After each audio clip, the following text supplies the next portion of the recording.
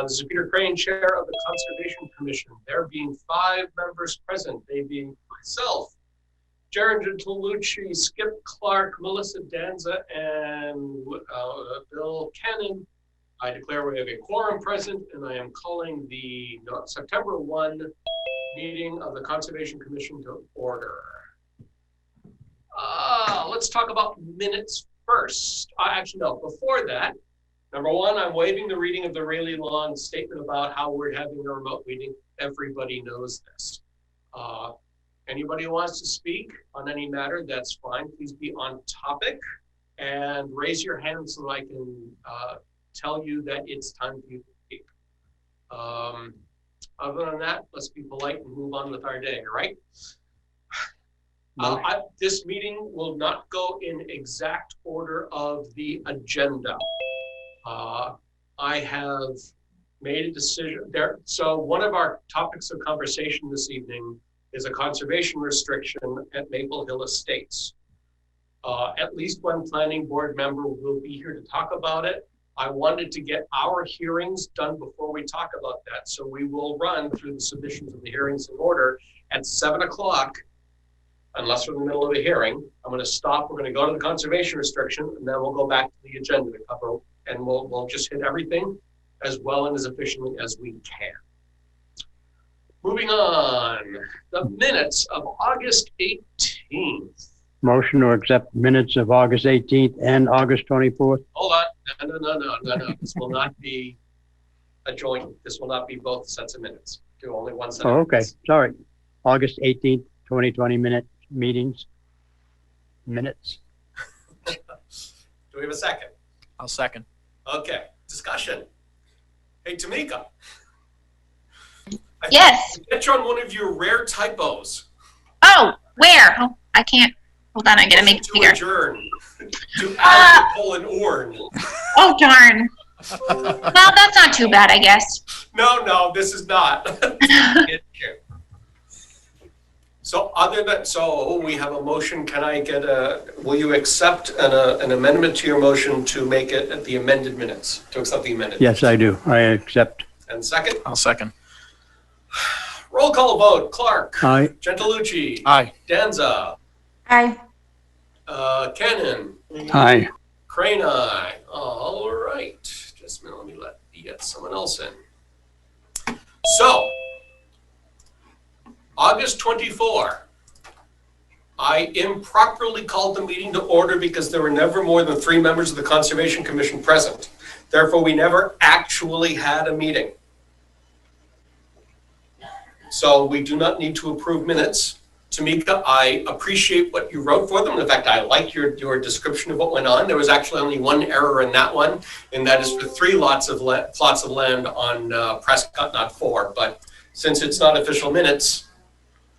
Yep. Okay, fair enough. Okay. So now let's move on to a submission from Carol Viner for Emerald Road. Peter, her representative, the land surveyor, Norman Hill, had intended to be here, but he emailed me this morning and said he wasn't going to be able to make it. However, he sent me a descriptive email that he wanted me to share with you guys, and I've put that in the Google Drive in their folder for the NOI. In the folder, where is that? It should be on the Google Drive. I set up separate folders for the NOIs just to keep it a little bit cleaner. Well, this is a submission. So in that, the email from Land Planning Inc. Here we go. Says Tamika, you cannot make the meeting at 6 p.m., so please share just a minute. I'm half blocking this window. The following with the board members. I flagged the edge of wetlands and completed official Board of Health soil tests on all 3 lots. We have designed the houses and septic systems to be built as close to the road and as far as possible from the wetlands. None of the 3 lots propose any wetland alteration. That's good. Now, I believe that these are the 3 lots that I have here. This is the first one. I have to zoom in here. Peter, this afternoon, he sent me an updated septic design or updated plan for lot 1, and I did upload that one and delete the other one. Okay, so this, I pulled these down just before the meeting. Perfect, and that should be the updated one. All right, let me move this. Don't, I said, you never know how to work these stupid computers all day long. So let's zoom in. I want to zoom in down around here because I want to see if we can figure out how close to the wetlands he's putting this.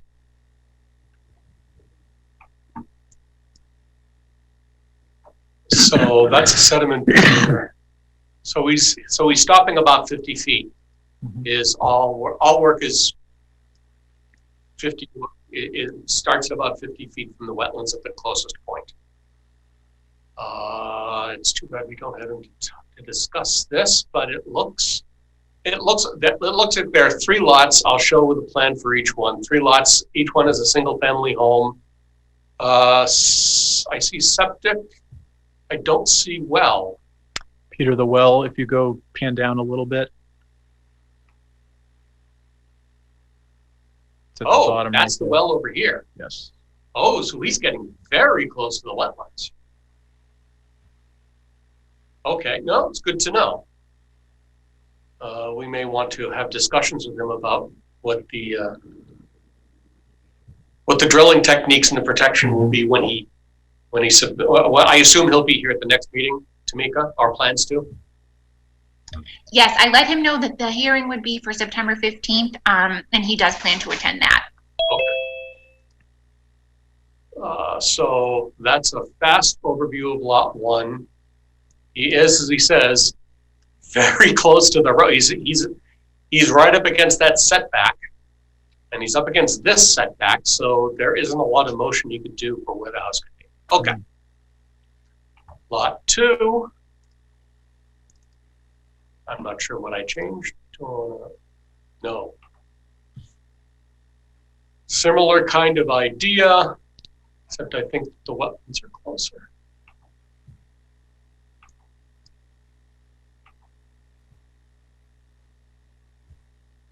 Oh, that's the well setback. That arc.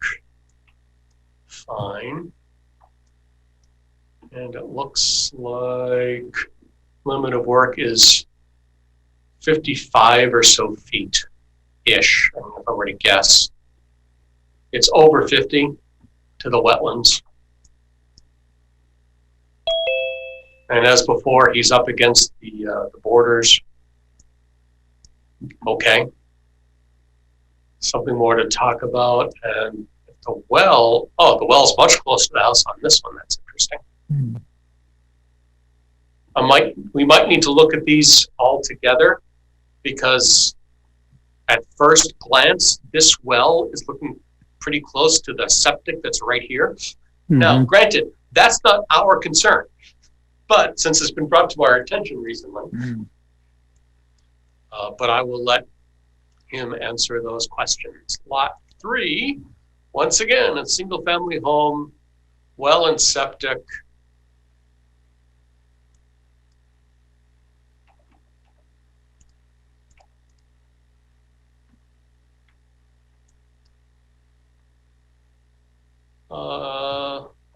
He's absolutely touching this setback.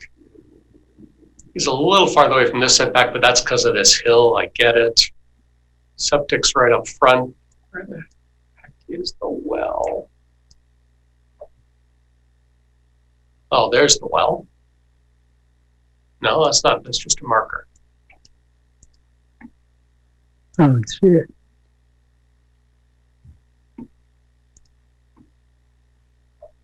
Proposed well. Again, right up against the wetlands. So we will have discussions about that. Wow, that one's really close. This is admittedly a tough lot.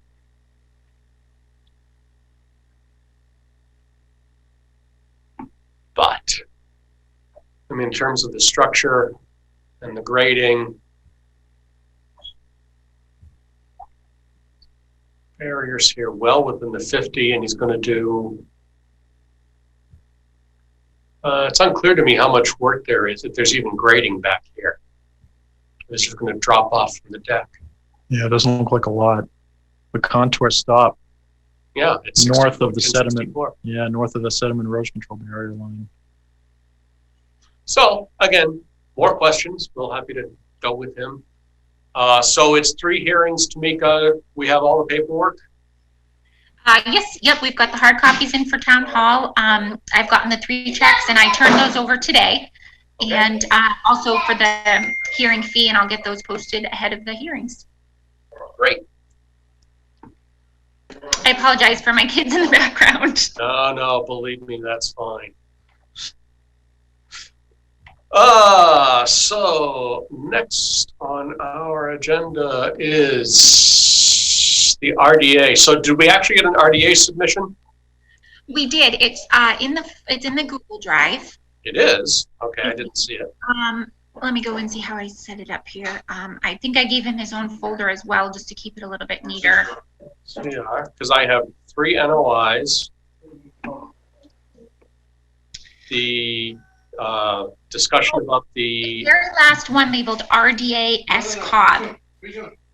Oh! I don't know what kind of file that is. Oh, it says PDF on mine. No, mine is labeled RDS under S. Its file name is COB. Oh, so it's not. So you think that's a PDF, huh? On my screen, it shows it's a PDF. I don't know. Is it not allowing you to open it? Well, let me try. I just renamed it. Ah, okay. So I had asked him to provide as much detail as he could. He did explain in there that there is not going to be a permanent concrete foundation in. It's going to be done in the same footprint. It's actually not an addition, it's a screen porch, which I know maybe wasn't clear at the last meeting. I think we thought it was like an actual structure. Right, because the information from Viewpoint is not very clear on any of this. Yeah, so if you keep scrolling down, he included some hand-drawn sketches as well as measurements. Oh, that's not included. This is a single-page document. Oh, darn it. Can I email it to you, Peter, to see if you can open it that way? Sure. On mine, it all came together. I apologize. Let me get that real quick.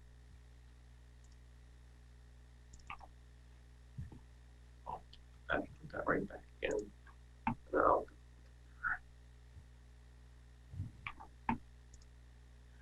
Like a well-oiled machine. That's how we run.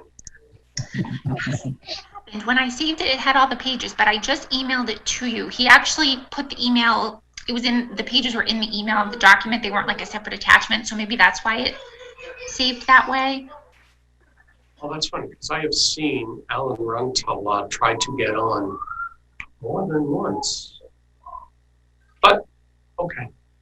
Yeah, I'm here. I had a computer issue, but I was able to log on. Oh, great. So let's see if I can open it from Tamika this way. Ugh.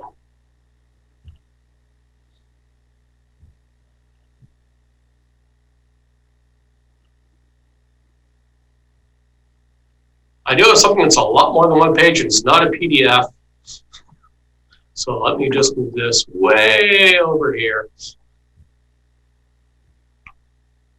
And make it as big as I can make it.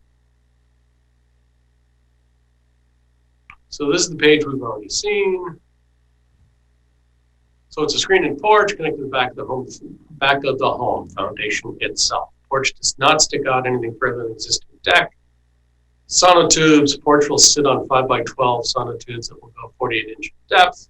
Okay, that sounds good from what I understand about the needs of sonotubes in this climate. Completely removed existing deck sonotubes. Oh, so completely replace them. Okay, fine. That's still not a big deal.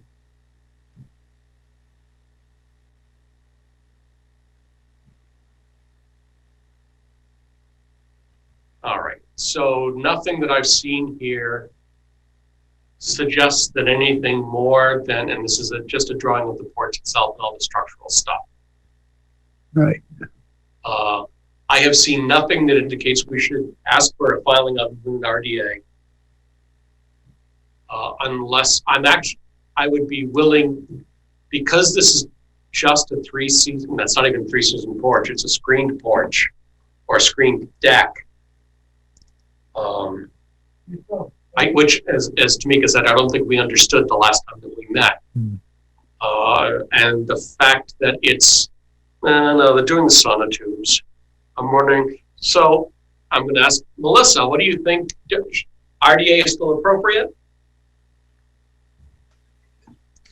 Are they just replacing, so they're not adding any additional sonotubes, they're just replacing existing ones? That's what the text looked like.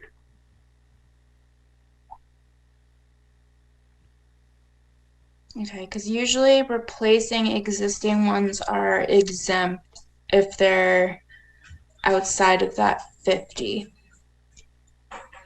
Right, well, they are adding structure and they're adding a roof, which makes me wonder if they need more than but I don't know. I think that's up to the commission. I think the RDA doesn't hurt because we take into consideration the roof and the additional impervious versus it just being a deck. Okay. All right. So I certainly haven't seen anything that indicates we should go all the way to an NLI. I mean, that's the point I'm really trying to make. That's a sentence I haven't yet finished. Okay. So Tamika, let's go ahead and set this up for next time. We'll get, everybody has this. We do need a hearing for the RDA, right? We do. It needs to be posted. It has to be posted, like yes. a hearing. I let him know that it would be September 15th. He's working on getting the check to me. He did say because of his work schedule, he does a 3 to 11 shift that he can't attend. So that's why I just asked him to provide as much detail as he could. And then I said I would relay anything from you guys. Yeah. I understand. So we'll do our due diligence next time with this application. If we have questions, then we'll have to do it through, and he can't make it, I'm just assuming that based on his work hours, then we'll just have to continue this along until we get all the information we need, whatever that is. If anybody has questions for this application, again, it's in the Google Drive, so you guys can all get to it, read through it, see if there's anything else you want to know, and ask Tamika so that we can have the answers at our next meeting. Okay? Tamika, can you update that file on the Google Drive so it has the... Yes, I'm sorry about that again. I'll definitely, No problem. I can save it in a different format and get it uploaded for you guys. Okay, thank you. No problem.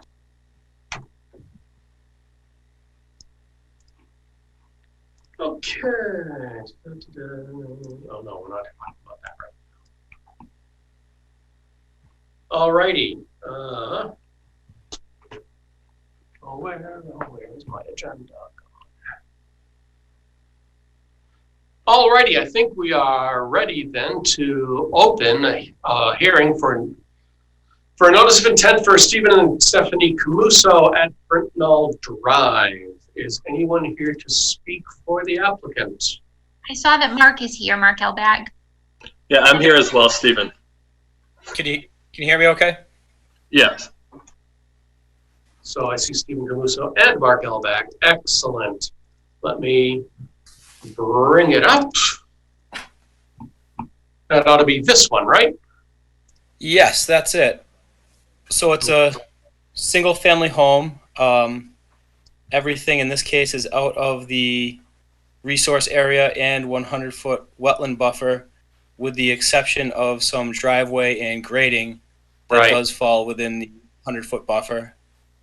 So we kept the limit of work as far away as possible from the wetland and centered the house on the lot and went from there. So it's relatively simple one, just a small resource area of bordering vegetated wetland off the west side of the lot. What is the closest spot to the wetland? What closest distance to the wetlands? It looks like it's going to be the driveway. Yes, that would be the driveway. This is the resource area here, right? Yep, correct. So I And if that's the 100, then this is going to be 70, 75. I have it in front of me. I can scale it for you. Hang on. Thanks. Give me a second.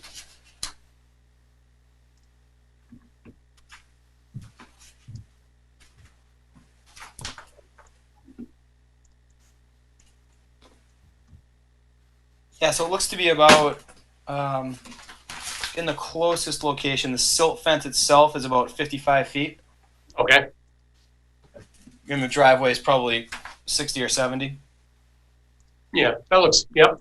So this is the silt fence, isn't a stone wall? Nope, that's the proposed erosion control. Perfect. Okay. Other questions from the commission?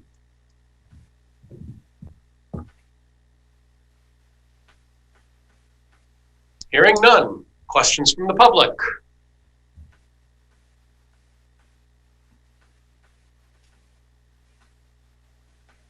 Hearing none and seeing no hands raised. Just looking up here to be sure. Yep.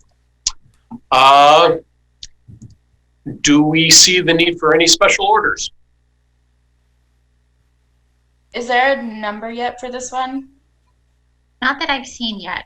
No, not yet, but I think it's going to be 87, possibly 85, but I'm thinking it's going to be 87. But right now it is known as Parcel B. All right, I mean DEP number. Right. Oh, I'm sorry. I thought you meant house number. That's okay. No, just because we can't close without the DEP number. I haven't seen anything come through from Central Region. No. I don't know if anyone else has. No, I haven't seen anything either yet.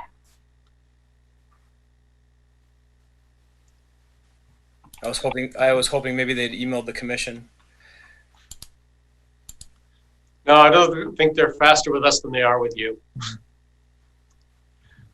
All right, I will take a motion to continue.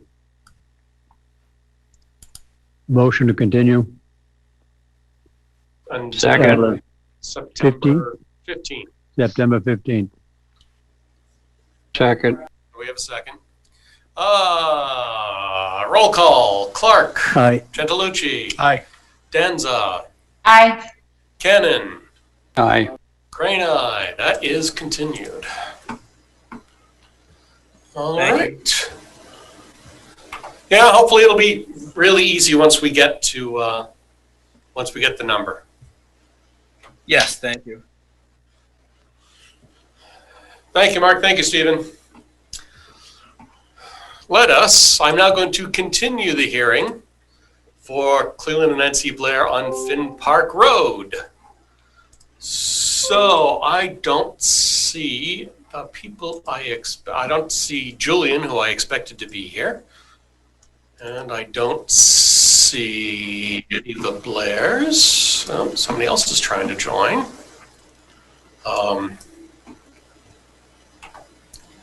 So before opening it up, I have had an email exchange with Julian. This is, as far as I'm concerned, the last time I'm going to speak of or hear of the well situation, because it's not jurisdictional to Concom. But it was a matter that came up here. So to tie up the loose ends, there is a plan that Julian has made another plan, and he has to go for a variance before the Board of Health because it will, a well that is closer than 50 feet to a septic but less than 100 feet, you need a variance according to our bylaws. So that's what he's going to do, and it is up to Board of Health to issue or deny his well and septic permit based on all of that. Other than that, I don't think we have any other new information on this plan. It is the new plan. This is, you'll notice that Mr. Koppel as well is now marked, and the 50-footer, and I don't think he changed his well location. That is one of the things we will want to have a discussion about, is how close he is to the pond and how he's going to protect the pond with the drilling and the sludge and all that. I also want to, it looks like he's removing a bunch of soil here. Looks like it's going to be flat or effectively flat. But I want to get more detail from him on that. Other than that, I don't think there's anything different about this plan. So does anyone on the commission have any other questions or comments about this plan? Peter, I can't remember if I may have mentioned this last time, or I may not have, but I'll mention it again if I did.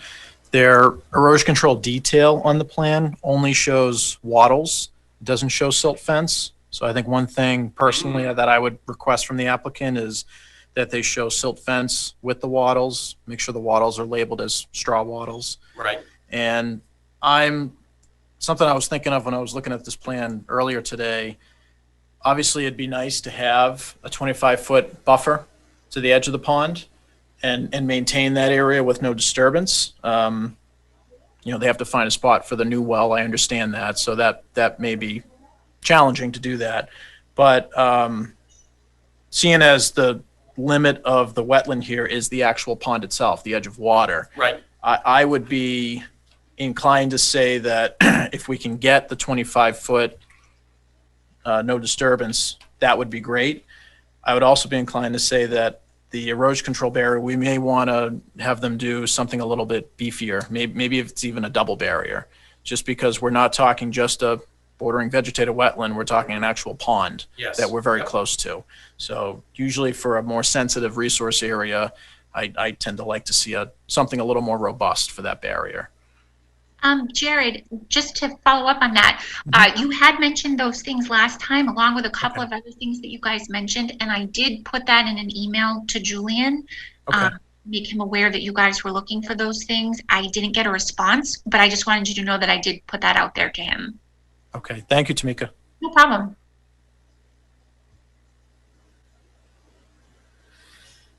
Okay, anything else from any commission member?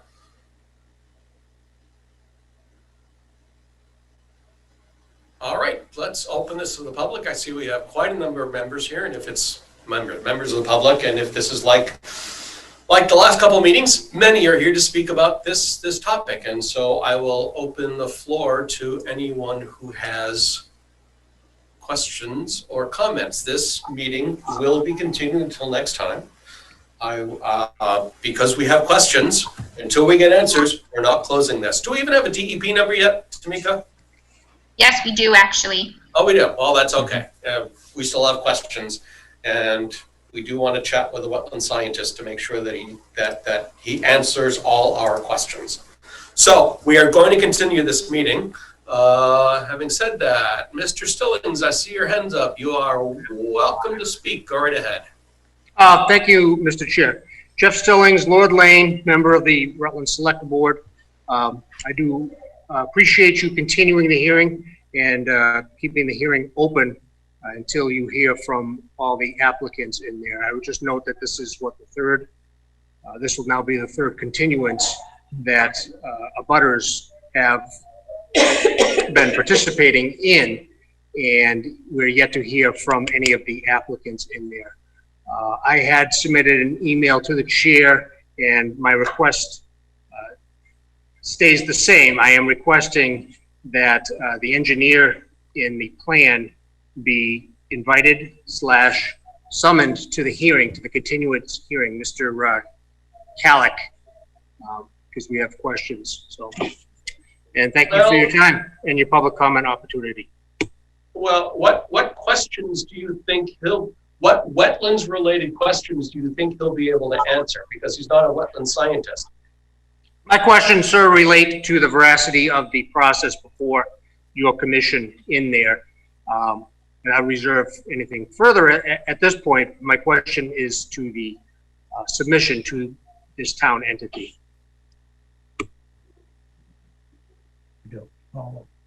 Okay, well,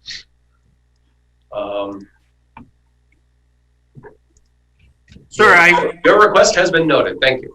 Thank you.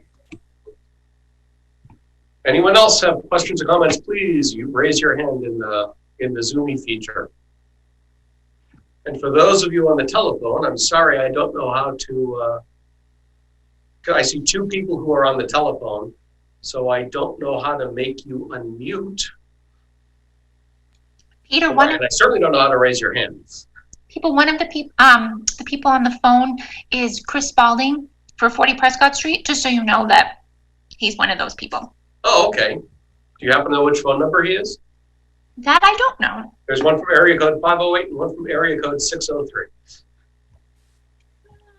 Well, I don't know, but let me see if I can figure it out. okay. Oh, Mr. Stellings, yes.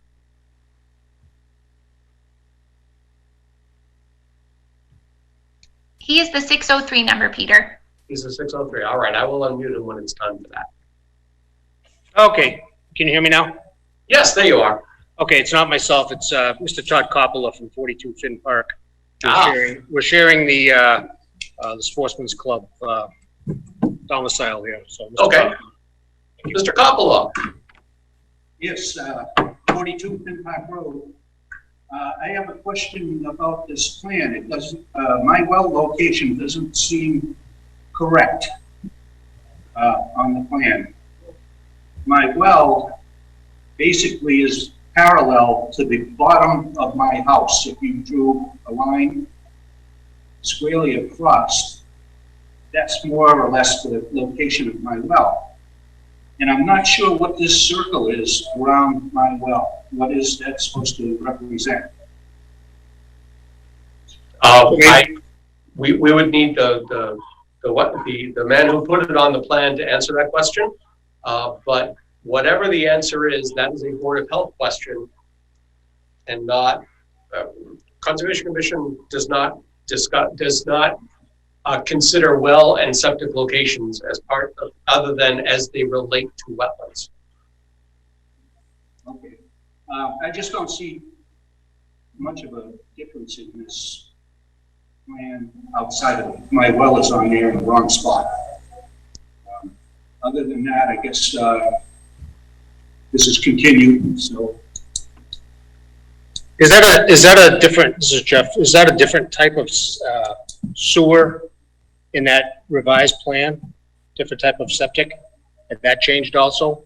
I do not know for sure. Okay. All right. Anything else? No, not really. No, I'm all set. Thank you very much. Thank you for your time. You're welcome. Karen Schmidt, I see your hand is raised. Please. Yes, hi, good evening. I just actually, I know you said you're not concerned with the well at this point, that that's more the Board of Health, but I just wanted to mention to Todd Coppola that it looks like he was asking about the well, and I was looking at the figure, and it looks like instead of 100, the other wells have a 100-foot well, 100-foot well radius, and it looks like for some reason this is a 50-foot well radius. If you look at, and I'm not sure, I mean, that would have to be obviously the engineer or whoever did this needs to address that, but for some reason the others have 100-foot, and if you look at it, it kind of looks like a 50-foot instead. I don't know if they confuse radius with diameter or what. No, they did not do that at all. As I had said at the beginning of this, the applicant is putting in for a variance with the Board of Health. Right. And that's what allows a 50-foot radius instead of a 100-foot radius for that well. Oh, okay. All right. So again, Board of Health will decide if that's okay. Right. But I'm happy to explain as well as I can. Okay, all right, no problem. I just, for some reason, it doesn't look like this, but okay, I get that then. All right, so it's just a matter of the location of the well that looks like it's an issue. Okay, thank you, I appreciate it. You're welcome. Peter, I think that circle around the well shows it's stone lined. That would not surprise me. Thank you, Will.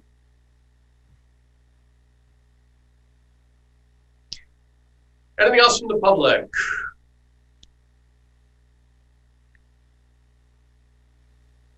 Going once? Going twice? I will accept a motion to continue to September 15th. So moved. Second. Oh, I love the Zoom delays. Roll call. Clark. Aye. Gentilucci. Aye. Denza. Aye. Cannon. Aye. Crane, aye. Carries unanimous. Thank you all. And if Julian shows up in 20 minutes, he's going to have to learn to set a different timer on his computer. Okay. That is all the NOIs. All right, so the discussion of an amended order of conditions for AMP Solar at 199 Glenwood. This is a discussion, talk about what they want to change in the project, and therefore, for us, the commission, to decide what we think is the most appropriate filing for this change. Was anyone not on the commission when this first came before us? I don't remember the exact timing. This, we were meeting in, I think we met in the annex about this originally. So that was a while enough ago. I don't believe I was, Peter. You don't think you I don't were? recognize this one, no. Well, And that's I wasn't on the fine. board either. And I have to, And you have to, that's right. Mr. Recuse. I got to recuse myself. All right, so in brief, this, what you're looking at here is the original plan. Let me get this out of the way because we need more. Which has one large field here. Conditions in the world have changed, and so they want to add more panels. They want to do that by adding them here and here, these two little subfields. So they go from this one field to using this map, another one over here, and another one over here. Is there someone here to speak on this? Lawrence Cook. Maria Furstenberg from TRC, and I believe that Mike Larkin from AMP is also on the line. Ah, yes. I'll let him go first. Hello, everyone. How you doing today? Thanks for having us. Just fine, thanks. How about you? Doing well. Yeah, so we originally had this site approved by the Concom, and then eventually got site plan approval for the planning board for this array, as you see on the screen now. We got our interconnection or our utility study back for the upgrades required for interconnecting this project to the grid, and the cost for that interconnection equipment and construction ended up being substantially higher than what we anticipated. So we are looking to expand our capacity at this site in order to make the project more economic, and thus looking to add additional arrays to fields 2 and 3, as you can see on the diagram there. And so we're looking to get an opinion from the Conservation Commission on how we should proceed forward in either amending the current order of conditions or submitting a new NOI or whatever process you deem appropriate. Okay, so let me ask a couple questions. I mean, this is obviously the original, and I assume this access road was part of that? Correct. And was that access road going all the way to here? Oh, I see, it probably did. This is probably the original complete access road, yes? Yes. Aha! So this is new. Actually, this entire road segment and utilities and all this, is this basically all the extra equipment on that pad? Yeah, that's the equipment pad. Mm-hmm. Yeah, one here and one here. Now I see. Is this, what is the dotted line? Because I see one right here. I see one around each of ours. Is that the edge of wetlands? Is that the some limit, some distance from it? The limit of work? I'm just trying to remember what exactly what this line represents to us. Yeah, Maria, feel free to correct me, but I believe that these are just preliminary set plans. So I think that's also a very good point. I want to make sure that I forgot to say that at the beginning. I apologize for that. These are ideas. They have not settled on a plan, so that's one of the reasons they're not coming before us. It's based on this idea of the kind of work they want to do. What does the commission feel is the right path forward from a filing point of view? So, given that. Yeah, so I believe the green dots there are just like a proposed screening, of trees on the edge there. Oh, I see, trees, okay. Visual screening, but yeah, I believe the original mapped wetlands there are indicated by the sort of teal polka dot area there. Right, yes, and you can clearly see lots of wetlands here. And I think if you go to the original site or the previous site packet, they're a little more closely defined there. Yeah, and then you can see.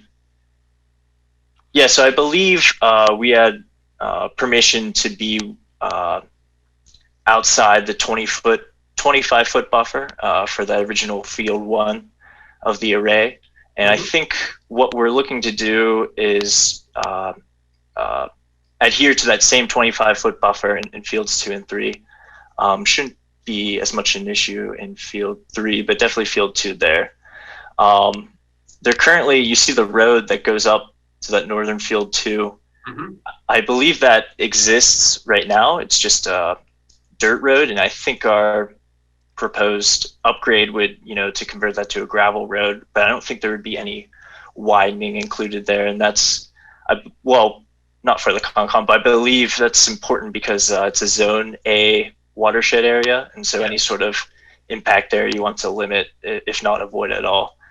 So yeah, I believe we would just be using the existing dirt road as is and upgrade that. With the array itself, the fence and the array be outside of that 25-foot buffer of the currently mapped wetlands for those fields 2 and 3. I know that we walked this region when we talked about this site before.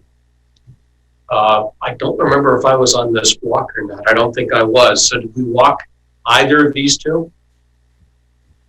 Anyone who was there? Anyone? I can't tell you where's this piece of property, number 1? 199 Glenwood. Okay. So it's Lawrence Cook from AMP. I was on that site walk. We drove through field 3 along the existing access road. As we approached the wetlands, there was a discussion about the crossing that was already there. And we centered everything on field 1. Field 2 and field 3 weren't in our thoughts at the time, so we paid no attention to them. Right. So when you folks come up with a more definitive plan, I suspect we're going to want to do a site walk around there just to get our bearings on the whole site.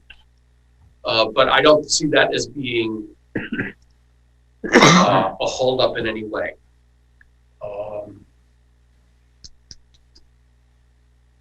So, yes, Peter, are we discussing now if, moving forward, if they're doing this, if we want an amended or a new NOI? Yeah, that's really the end point of our discussion tonight. Okay. So what sort of information would you like to make that decision? I mean, I think that any additional impact, so typically the process is if it's less impactful, then an amended is fine. But with this much additional, disturbance within buffer zone, I think a new notice of intent would be justified. Okay. May I speak up? Please do.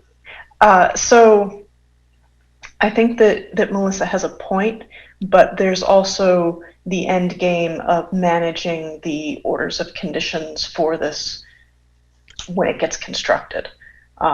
And when you have multiple orders, especially since the original pathway goes through one of these fields, it can lead to confusion. So sometimes instead of saying, well, I have one order of conditions that governs this piece of the project and another one that governs this piece, the argument for an amended order in this case is really from a bookkeeping perspective and to make it easier to keep track of the project as a whole when it goes to construction.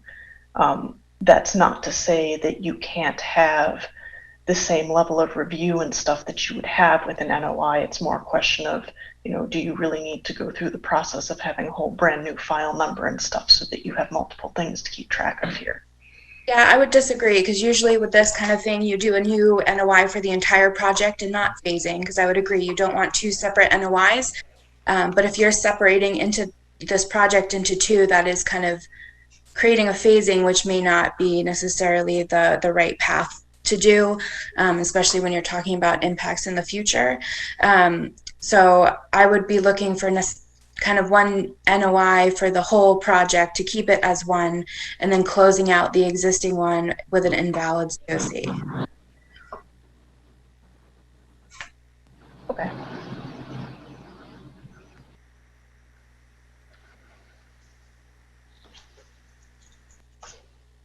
Other thoughts from the commission?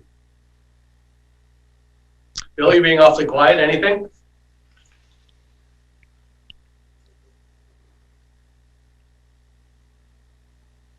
He's going to stay awfully quiet. Okay. Jared? Yeah, I can add a few things, Peter. Sure. I agree with Melissa. That's the way I was leaning as well, is a new NOI just because of the additional area of disturbance. It is quite a bit more area, a lot of which is in the buffer zone to that wetland. I think essentially voiding the original order and having a new NOI for the entire project, I think from the bookkeeping standpoint, that makes a lot of sense too. But I would lean the same way as Melissa. I was curious, since I wasn't here on the commission when this came around the first time, if we were to do a brand new notice of intent, obviously they have a current order of conditions, which confirm the delineation of these wetlands. I assume we would be okay with maintaining that delineation as is, or does that need to be rechecked? I would be fine with the delineation for field one, because that's really, this is what I was talking about a site walk, because nobody ever looked at field two, and only a little at field three, pretty much as I understand it, as people were driving up to get onto field one, or what is now called field one. So those wetland edges weren't really reviewed in the field because we didn't need to at the time. Correct. Yeah. Okay. We accepted there were some issues that there were going to be some level of crossings for a road that's already existent, basically. That, and again, you're planning to do nothing more than basically put gravel on top. Are you planning to do any other grading of the roadway?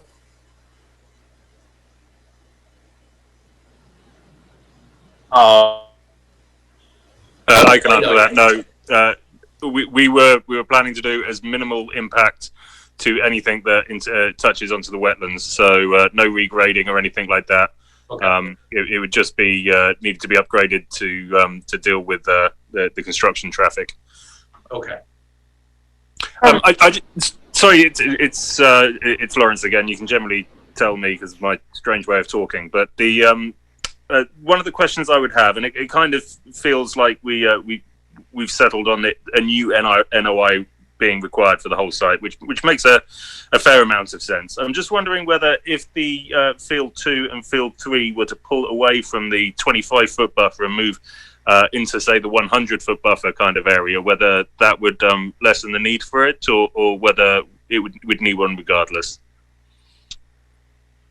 At first glance, if you have to pull 75 feet off each side, I don't know how much that would leave of either field 2 or field 3 to make it even worthwhile to try. Well, that's a guess. So the red lines that are on site indicate the 50 and 100-foot buffer. So if you sort of take, say, field 2, for example, although we've mentioned that we'd like to go sort of to the 25, this is actually fairly respectful of the 100-foot buffer. When they populate. So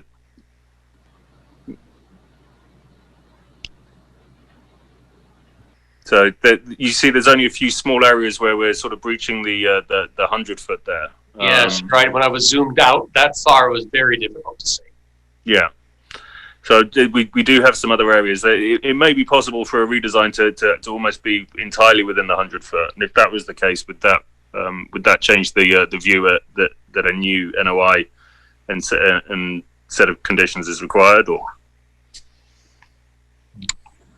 So I think if you're outside the 100 or outside of our jurisdiction, then, you know, that project or that aspect of the project wouldn't be applicable. But I think any additional impacts to jurisdictional areas that create an increase to those impacts would require a new notice of intent. And Okay. that's kind of following the policy of the amended orders. Okay. So I think the only place where we may be is in that access to field 2, with the road. I think there is a dirt track that runs up there anyway. But if that would be the only part where we're close to it. I think the rest of it we could be with that outside of the 100 foot with a little bit of rejiggering. Yeah, it certainly makes a smaller submission if you're outside the 100. I mean, that's as Melissa said, if you're outside the 100, you're outside of our jurisdiction, and so it would literally be impacts. Might have to move the pad. I don't know what have you. I think the road, even though it's not being improved, that's a more interesting question.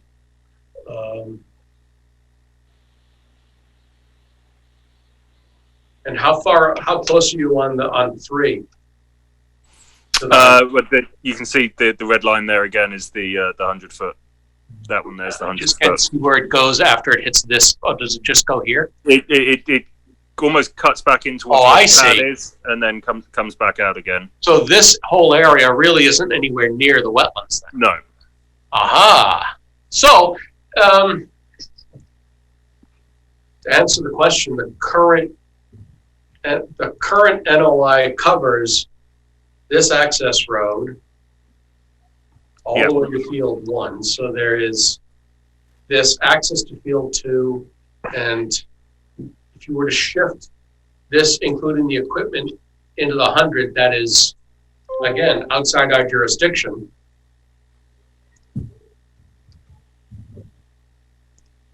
Yeah, and it's not just the panels, but it's also that limit of work. So you'd have to probably make the panel size or the array size smaller to pull in that limit of where you're going to stop clearing. Yeah, actually, you're right. Across that sort of between the 50 and 100 foot, we would like to cut some trees down to prevent shading. Yeah, so I think, you know, so get what you think. I mean, you have to clear as much as you have to clear to have a feasible project. Yeah. You know, obviously, if you go too small, then it's not worth it. So if you have to stay outside of the 100, then, you know, you're greatly diminishing, I think, your array, then more so than, you know, what's depicted because of shading. Okay. But the only reason why I was sort of looking at that is because of the regulations in the SMART about how quickly this all needs to happen post having the ISA through from National Grid, and whether we've got the ability and time to pursue new orders of conditions if required, if it takes several meetings, so to speak. Okay. Well, I think it would be fair to say that, you know, if we're not making any changes to the original field at all, even though it's in the new order of conditions so that it's all under one file number, that if the commission opts to have this reviewed, that really the review is focused on what's new. There's not really a reason to re-review something that was previously approved and hasn't changed. Okay. So I would hope that that would help move things along. But that's something the commission would have to agree to, but I think that's a fairly reasonable request if we go that route. Makes sense. Thank you. I think if we have good lines of communication between the commission and you, and I think we do, that we can be efficient in our meetings so that it won't take 4. You know, so I think the bigger question is going to end up being DEP and whatever they have to say than the commission. Here's a fancy question. I know I've asked this question before and I don't remember the answer. Would this keep the same DEP number? No, if you're having us submit a new NOI, then we would get a P number, whereas the amendment would allow us to keep the one we currently have. Right. So that's where one of the holdups recently has been, is in getting DEP numbers.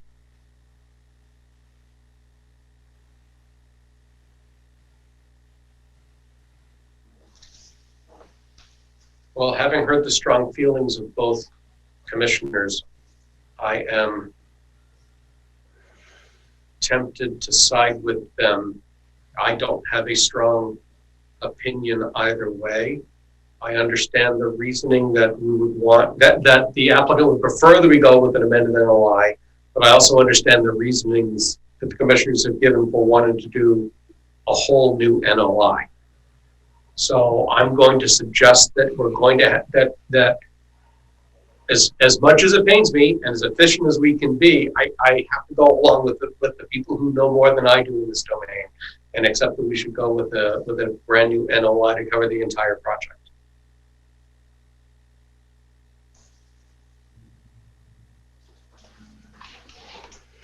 I'd agree with them too, Peter. Okay. Anyone else have any questions for the applicants? Applicants have any other questions for us? Yes. Yes, please. So you brought up earlier about reviewing the wetlands around fields 2 and 3. Yes. I did want to bring up that I believe an ANRAD was done for this site in 2018. So any wetlands that were part of that should still be locked in because that's good for 3 years. But with respect to the site walks, I think you've been out with me with the tablet so that we can see where we are on the site. Because these were flagged a while ago, one of the questions we had is, are you going to want these flags refreshed for your site walk versus before construction? Because as we talked about earlier, for efficiency, if we know that ahead of time, then we can get that done. But if you're comfortable with using the tablet to know where we are on site, then... Did the ANRAD cover the entire site? I was not involved with the ANRAD. Lawrence might be able to tell us a little bit more about that.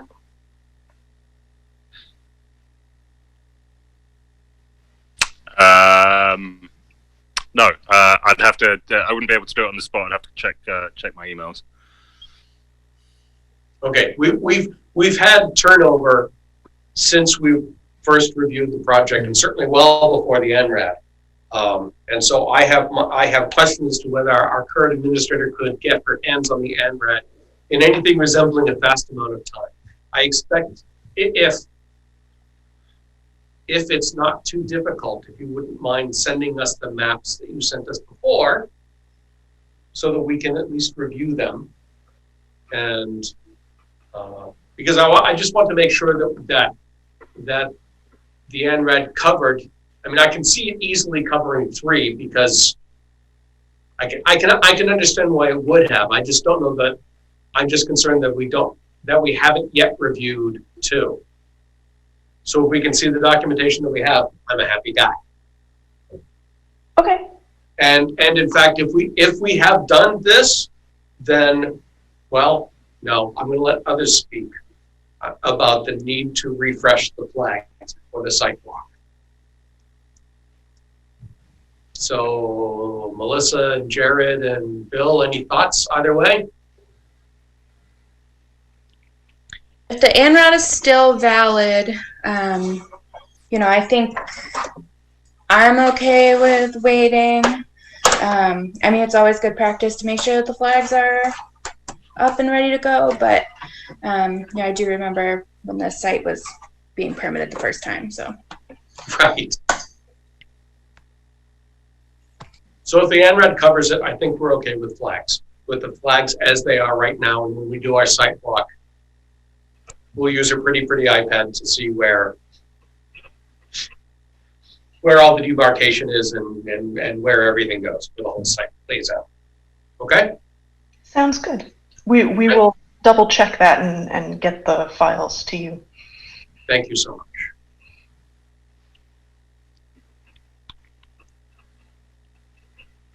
Other questions we can answer for you?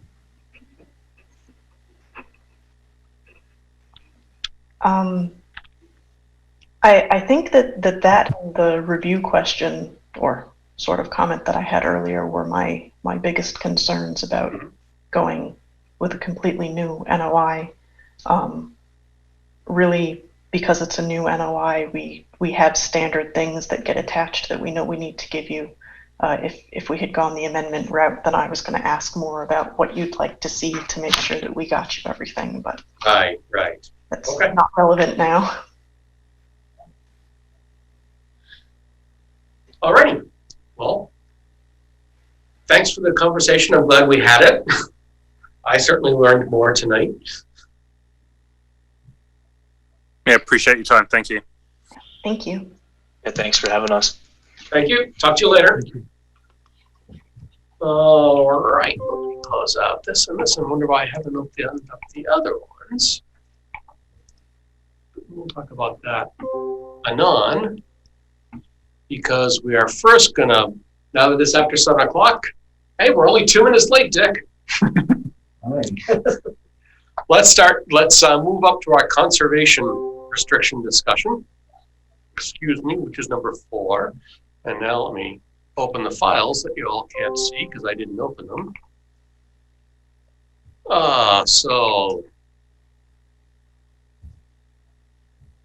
Oh, that's the plan. In fact, that's a very bad page of the plan.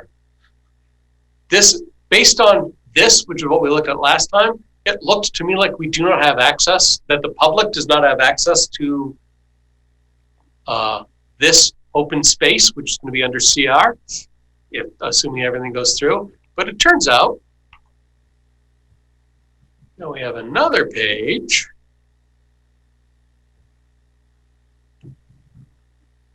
It is my understanding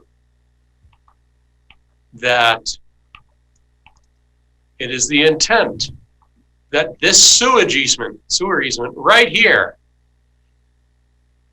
would be public access, at least hypothetical public access to this land. There's actually a second one over here. I don't like this as well because it's right next to this drainage easement, which makes this a little less safe in my mind than this, but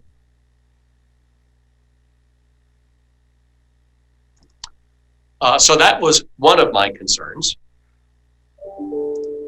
Oh, hold on. Let me look the hell out of the way here.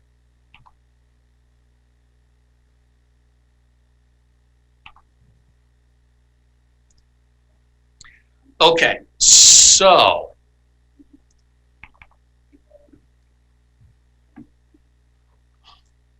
everybody had fun reading this? I spent time this weekend, today, reading and marking up the conservation restriction, putting in a few questions, and actually, Dick, could you sit up there in your microphone, please? When and where? Front corner.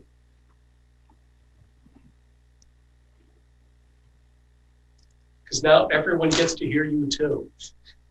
Can I shut it off? And I've also done some comparing with what's in the 2 samples that Melissa sent. Mm-hmm. Thank you very much, Melissa. All this is very interesting. So we know Melissa already read it because she had comments last time. Has everyone else had a chance to review at least the proposed CR for Maple Hill Estates?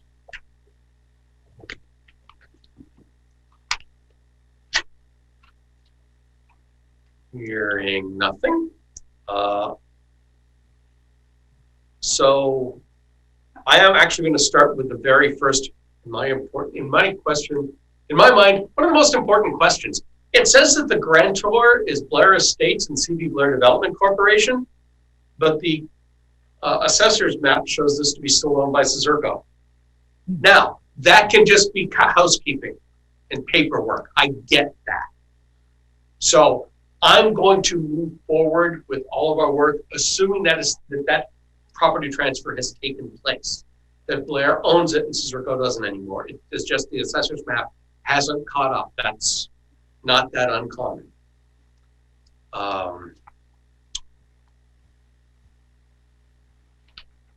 There's another question based on some of the work that Melissa passed off to us that I saw. One of the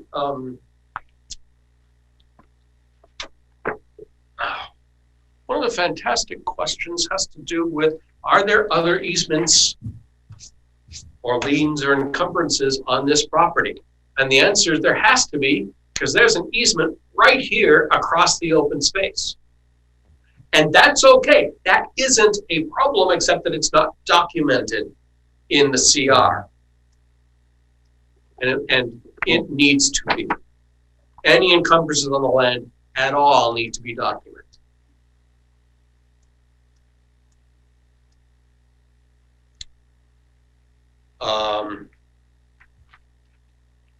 I don't remember, might have been the first one.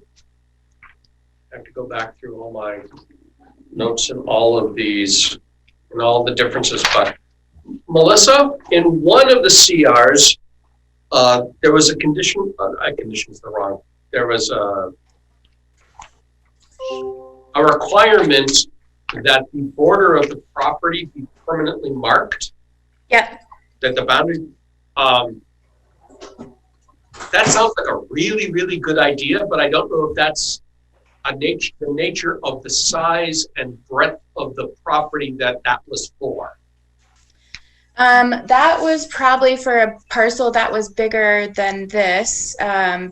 And the basis of that was for, especially for subdivisions, because it had neighbors that border it. So even sometimes just doing the corners that border the homes is a good way, so that when people go out to monitor, they can easily tell if, abutters have encroached into that area. Right. That is it. That was exactly one of my concerns and why I was along that line. I've had discussions with the chair of the planning board, and he's talked about having property markers in all subdivisions. At some point, trying to add that to the regs, so that in a development like this, everyone knows exactly where their property line is. And I think that's a very useful thing. So I'm in favor of making that a requirement of this conservation restriction. You have my wholeheartedly yes. So many years we've been trying to push for bounds for subdivisions. Now, I think the question is, should it be just the what I will call the corners, which would be, here and here. Let's pull it down a little bit. And here, I don't think anybody disagrees just along these corners. I think the question is, do we want to make it more particular along these intra-subdivision, that each property would be marked? Yeah, I would say at each corner of the lot lines. So like where your cursor is, and then the point between, right, I mean, even doing that next corner, I think would be fine, because you can just connect those lines, because we don't really care where their property line ends. That's very true. So pretty much any angle of inflection. Yeah. And maybe even doing one on either side of the sewer easement, so we know where our access is. Yep. And then the next. Yep. Now, that's easy on this side. It's much harder on this side. Yeah. Because I believe the sewer easement is half owned by this lot and half owned by that lot. And therefore, that's not a property marker if it's placed at the edge of the easement. Because the property marker, but even if they placed one here in the center or at the property line, it's still enough information. Or even just a tie in the road. Yeah, if it would stake or, Mm-hmm. yeah, something that would mark it. It doesn't have to be a fancy stone. Right. Just something they can't move that we can find in the future. Right. Peter, it's a little hard to tell from this plan, but I think that sewer easement is entirely in lot 3. Oh, it might be. I think so. Just based on let me zoom in. Yeah, I think so. Based on the property line text, it looks to me like the south edge of the sewer easement is the property line between lot 4 and lot 3. Oh, well, that does make it easier because marking this corner inherently marks the easement as well. Right.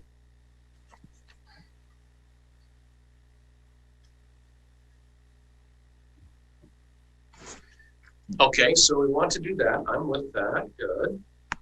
Easement is the same question. So I'm just going to whip through parts of this that I have comments on. I'm just going to go page by page, and anyone who has comments on a page or questions, let's talk them through, okay? Here's page 1.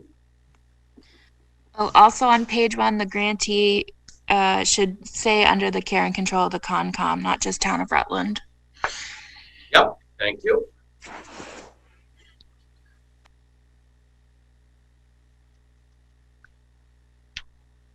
Tamika, boy, am I hoping, like, above all else, you're taking great notes again tonight. You got it. I'm on it. Come on. This. What you folks on Zoom can't see is that I have the Brady Bunch window covering up part of the PDF file. That's why I keep pausing and working on things. So, nice generic text here. And it looks like the acting by and through its Conservation Commission is pretty standard language. This looks pretty straightforward here. Section 1. Anything else on page 1? I have not, in fact, checked the book and page of any of these. Yeah, I didn't either. But if George got that wrong, let's not talk about it. I'm not worried about that today. Page 2. Okay, so this only talks about the values of open space protection and water quality protection, both of which I agree with. But other CRs have many more purposes, which include, water quality protection. I didn't exit out on this one.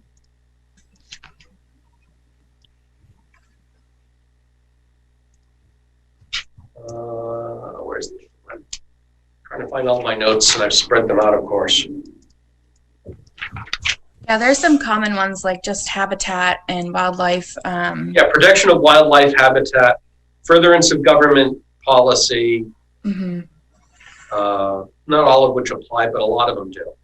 Right. I mean, it's like you don't have to list all of them. It's just kind of what are we have to think about what we're utilizing this property for and what the end goal is, because this is what links to the prohibited and allowed uses. Right. Because most of them reference back to, relating to the values that we could approve or deny something, whether or not it conflicts with these values. So that's where some of the like tree clearing and things like that, you want to make sure that those values link up and those uses link up. That's because CRs are difficult in that you have to read them as a whole. Like, even though they're in sections, they're very difficult to understand section by section because they're so interconnected. So Melissa, I have a question about the process. Yeah.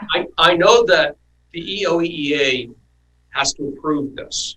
Yes. Do they approve it before? Yes. Concom and select board sign, or after? Or They, is there a review? I mean, what's yeah. So there's a review. So John forget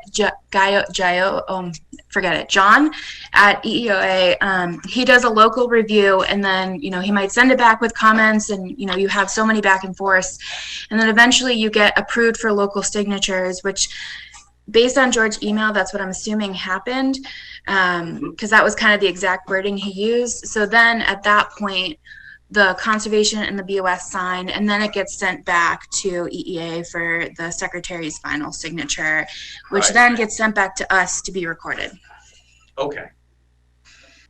And do we do the recording? Does the applicant do the recording? Not that it matters very much. Yeah, it doesn't matter as long as it gets recorded. No. Okay. All right. So I'm just going to go through some highlights on example one. So we already had open space. We did not have protection of wildlife after that. And I wasn't sure that this is large enough to warrant, this property was large enough to warrant that as a value we want to highlight in this. Because this is 5.8, less than 6 acres. Less than 6, yeah. I think it just depends what you want the use of the property to be. Like, if you want it to stay forested, then this would be a good reasoning for a value that why you're protecting that, because it's not necessarily just animals, but it's also kind of biodiversity in general, which you can also kind of link out. So it's keeping those mature trees and having a mixed woodland series. I mean, we don't have a large number of wetland resource areas, but there is a large wetland resource area. Yeah, there's a couple pockets on the property, I think, for the open space that's wet. Yeah, let me see what. Way back when, I do remember being on Concom originally. Must be this one. Oh, this doesn't have it. Wait, you might say, it used to be down where it says definitive open space.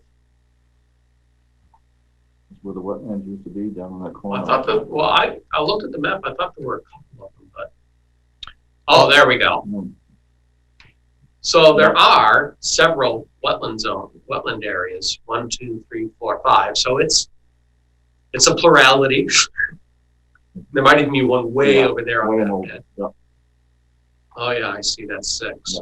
Peter, wasn't it lots 3 and 4 that came in front of us recently for notice of intents? Yes, it is. And I think 3 because of this, and 4 abuts. I thought there was one directly east of lot 3 when we walked that site. I remember seeing flags. I feel like it was just east of lot 3. I could be misremembering. I was thinking that this whole area back here was wetlands. Because you can see how it goes down. Yeah. I think looking at this plan, I'm not sure if the dark is actually wetlands, because you actually see between the dark, there's little wetland symbols. Yeah. On the south portion. Yeah, that. Yeah. Oh yeah, right. Yeah. So I'm not quite sure what's going on. Oh, and that's why, because lot 3 is within 100 feet of this. Yeah. So I don't So know. I agree. I don't know what this is. I think I completely misinterpreted what's going on here. No, I would have thought the same.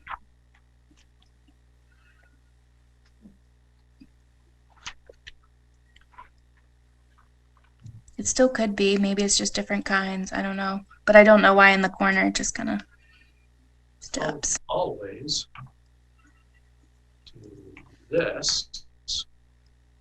How far down? Because I don't remember. Unfortunately, MassGIS isn't happy, so I have to deal with all of our things. I have to find the division, subdivision, wherever the heck it is. Not as far as Schultz, is it?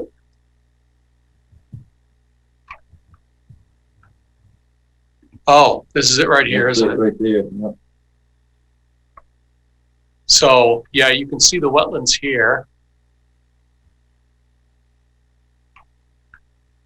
And I see a stream. Oh, there's another body right there.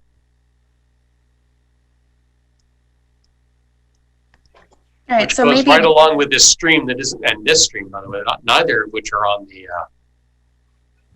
So maybe both symbols are wetlands. They're just delineating different types. Like the hash mark might be that stream, while the gray is just BVW. Maybe. But regardless, it's wet. Yeah, exactly. So there is enough wetland.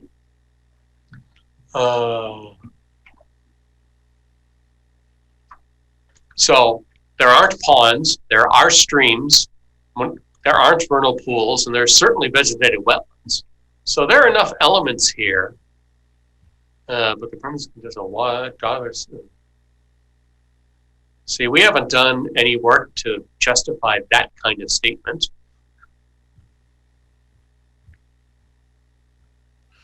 Yeah, you can tweak these, to what, is consistent. Like this particular property has a bunch of wetlands and vernal pools, so that was very important to kind of protect this one. But, it can just talk about vegetated wetlands and, mixed forest.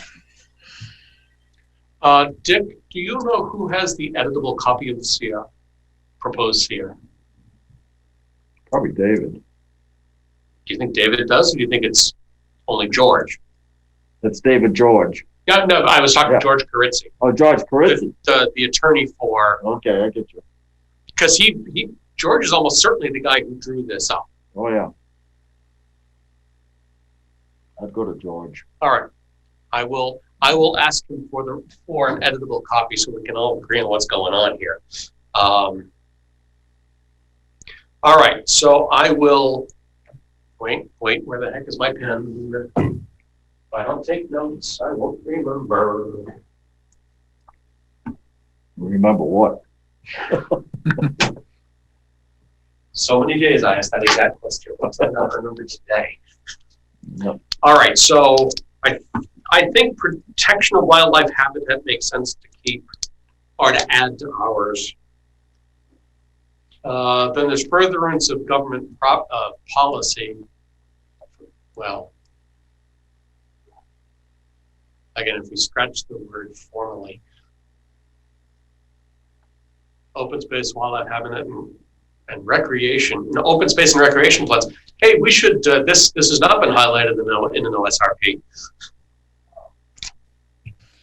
I mean, if you wanted to include it, it can just talk about the planning board, open space development guidelines. Yes, right. And this how that's following it. Or you just don't include that one at all. But I know this property was a huge one for us to acquire. So yes, I could tell that it was a big deal. And where is? Let me go to the other one here, because we're going to compare and contrast all three of these. Yeah, this one was more of it's an entirely wet parcel. It's kind of the same size, it's a little bit smaller, but it's surrounded by DCR land, so nothing would ever really be done to it. There wouldn't be any abutter intrusion, so this one was kind of a little bit more lax than others. Right. So this one only did open space, public access, which we aren't including because public access is not it's not part of this. And water quality protection.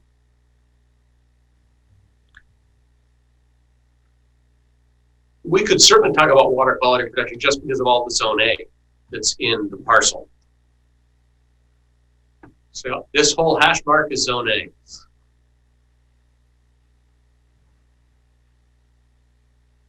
Okay. Interesting. So I would suggest that we could easily make a case about water quality protection as an attribute we want to protect. Agreed. Peter, you said we would not include the public access item? No, because this is not public land, and they're not building trails or anything. That is correct. Okay. It is going to. He wants to leave it as wooded, basically as wooded, as he wants to leave it fundamentally in its natural state. I'll say that, as I understand my reading of the CR. Yes. So given that it's not built, it's not going to have trails, it's not going to have biking, it's not going to have any form of, it's not going to have any expense for passive recreation at all.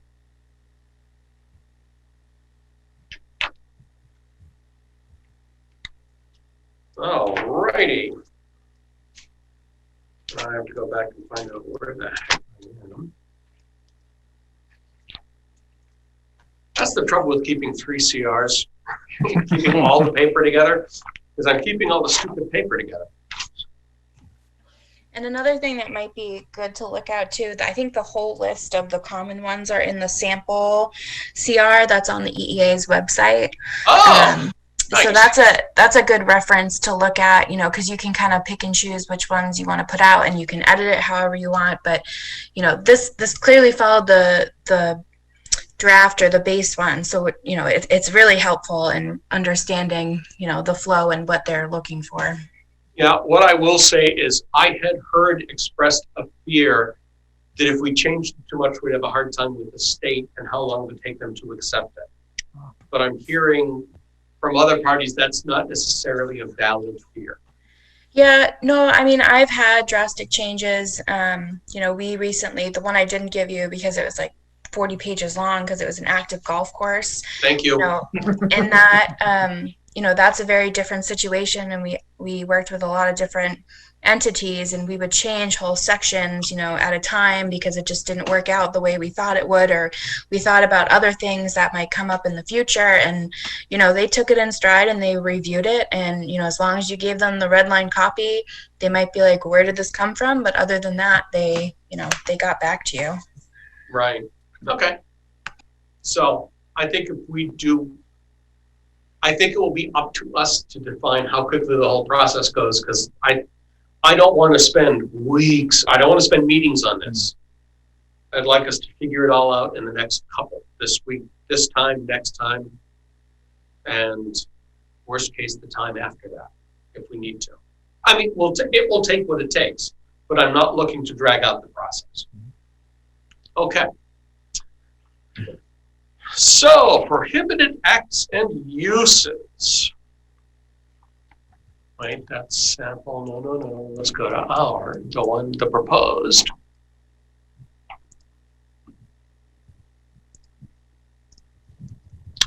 So most of this didn't raise any thoughts with me. Number 4 did. Well, until we got to that. On its own, it didn't raise anything else. Now, we have to have the discussion, so let's talk about it now. We know that there, as the commission discussed last time, there are 2 conflicting sections where this number 4, cutting, removing, or otherwise destroying trees, grasses, and other vegetation, runs into conflict with a future reserved rights and exceptions, including forestry and cutting. So, Dick, why don't you tell me where this came from and what the thinking is behind adding forestry and cutting? Because of what Mother Nature is doing to us right now because of the invasive species. And right now, bittersweet, multiflora roses, and imagine you also other diseases, Dutch elm disease, and you know, so forth. But as far as forestry, when been involved with forestry for a long time, and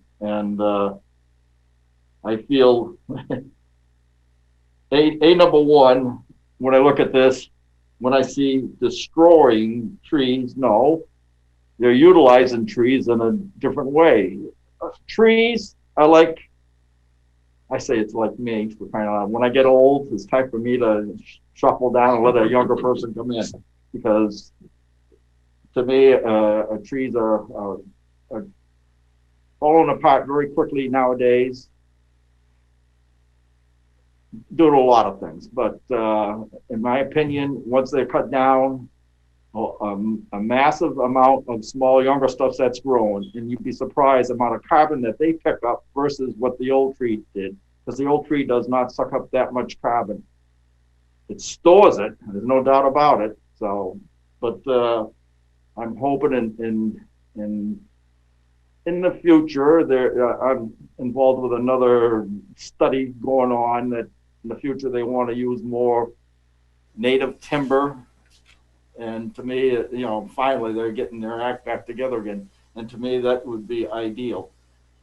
But my biggest thing here, more than anything else, is the invasive species that's happening. And I'm also on the DCR committee for the Ware River Advisory. And we have a very big problem with that going on right now. And I'm seeing that any of the places that the town has a stake in the forest or whatever, I don't want to see it overrun. I'd like to see it somewhat maintained. It's going to be harder than heck, because I imagine how many times has the Concom gone and visit all the CRs that have been put out? Yep. And I always thought it was up to you guys to check them out once a year, or something like that. Way back, there might have been a rule like that. Way the heck back, 30 years ago when I was on. There may still be one. Yeah. Okay. But to me, for crying out loud, that's one reason why cutting or removing, otherwise destroying trees, I feel that is not a good way to look at it. Well, and that I do like the fact of number 8 on their forestry and cutting, because that does handle a good part of it. Well, actually, for all the reasons you mentioned, yeah, exception number 1, it covers it. It does. But does it say in there, And invasive is on the next one on 2. Mm-hmm. But right there, remove a brush, pruning, cutting, or preventing control, doesn't say anything of trees. It says vegetation. To me, it should say trees in there. Well, now that's an interesting definitional question. Does vegetation include trees? It should. It only notes brush. Yeah. That's a good question. If it only says brush, do you interpret it as meaning it's only brush? Or is it all vegetation? So usually it's understory and scrub for this particular one. Because it's more so to, and also just to protect some of the lower lying things, like it goes on to say the roads, fence, trails, etc. And I imagine a lot of you have seen how the stuff is starting to grow in, how the bittersweet is starting to choke trees. And oh, yeah. Yeah.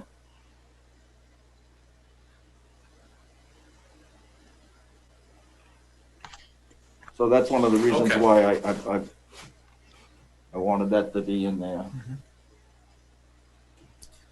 So I would maintain then that what we need is, we would have to, I don't want to eliminate 4. No, but I think adding words like. So typically, like I said before, you don't read it in sections, you read it as a whole. So it's okay to leave 4, because you have your explicit uses in the next section. Right. So this is more just the general statement that, you can't, some neighbor just can't go and, remove a tree for the heck of it. It has to follow under those allowed uses. Okay. And I think more of the problem that I saw is a lot of those allowed uses typically come with either notice or notice and approval of the holder of the CR, which a lot of those don't. So I think that's more of what, we should focus on, that if, Blair decides to, do the forestry, that we should at least make sure that it is holding to the values of the CR. So we're at least notified so we can make that decision, and let him know, beforehand that, it's against the value of the CR, or, if we have special conditions we want to, kind of impose, then that's more of the thing that we should be aware of. All right. Let's continue moving forward through this, because I have a couple suggestions for how to address that when we get to the rights and do the reserved rights and exceptions. So I didn't see a problem with any of these other restrictions that they have here, or prohibited uses, whatever they want to call them. So I'm wondering if perhaps we could add something in this introductory section to be only if such uses and activities do not impair the conservation values or purposes of this restriction and are approved by. Yeah, with the review and approval by the conservation. Yeah. You know, or as noted in section whatever. Which, because there's a section on the how to. Or even, notify yeah, or actually, just whatever. even saying with notice and approval or whatever it is of the grantee. And I think that therefore all of this can be done. They just need to say, hey, we're going to do this. We're going to say, clearing brush, that's a great idea. Do I think Blair's going to do it even once, ever? No. I have my doubts, but I don't have a problem with letting him go off, with letting the owner, the grantor, do whoever it turns out to be in the long run, do these with consent of the Concom. I'm fine with that. And if we do, then some of these words get to come out, which is nice. You guys have never seen me on the bylaw committee, but one of my favorite things to do is to strip out words and sentences, because this isn't necessary. A lot of blowhards wrote this stuff. So every time I pull out words, I'm a happier guy. So I'm all for vegetation management. I'm all for non-native or nuisance species. Get the heck rid of those. Composting made me question it. I saw that it's on all of them. And I'm happy that it's only materials originating on the premises, which makes me feel less bad about it. And the fact that it has to be 100 feet away from any wetland or any stream, that's okay. So I'm not going to object to composting. I'm just not convinced that's a best practice. Not for here. No, you're right.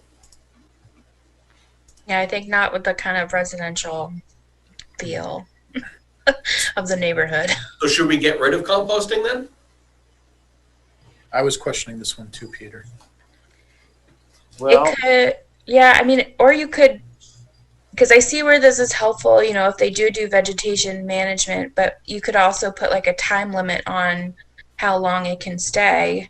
You know, okay, you can clear, but I guess that wouldn't necessarily be composting then. It'd just be like temporary material storage. Right. would you classify wood chips as compost? Mm-hmm. If they had to chip, the top of the tree or whatever the branches, and they leave it there, to me, all they're doing is putting the carbon back into the ground again. It's just as if a limb broke off or a tree fell, it's just going to rot and but That's a very good question, Dick. It still could be considered compost. I think if it were a few limbs, I don't see that as a big issue. I think it's more we want to prevent it from significant amount of brush or whatever it may be from getting piled up and just sitting there. Right. I think it's the word stockpiling. Piles of it. It's a consolidation. It's a consolidation of the stuff. Yeah. Right. If they distribute it Yeah. and it happens to rot because a branch that falls off a tree is going to decompose. There's no way to avoid that. So this is just like that, in my opinion. As long as it distributes it, I'm not going to consider it composting. Yeah, I would say almost get rid of that, because that can fall under kind of the vegetation management aspect of it. That, if they chip something, then okay, they're going to leave it there, then we approve that, then okay. Yeah. Composting, this kind of allows them just to stockpile it, I think is the word that really Yes, is the killer. the neighborhood brings in their lawn clippings. Right. Which we know is going to happen. Yeah.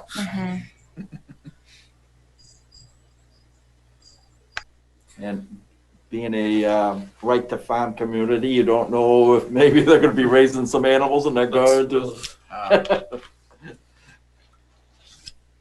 that's all. I do not need chicken smell on this on this property. No. Although I have chickens next door and they don't bother me at all. In fact, it's funny as hell listening to them. But okay, wildlife habitat improvement, I don't have a problem with that. I don't see archaeological investigations ever taking place, but if they did, sure.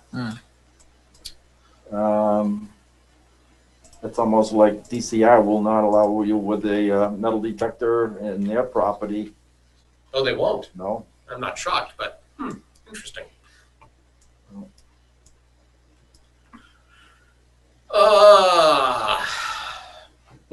At first, I had a problem with signs, and I thought about it some more, and I said, this is private property. They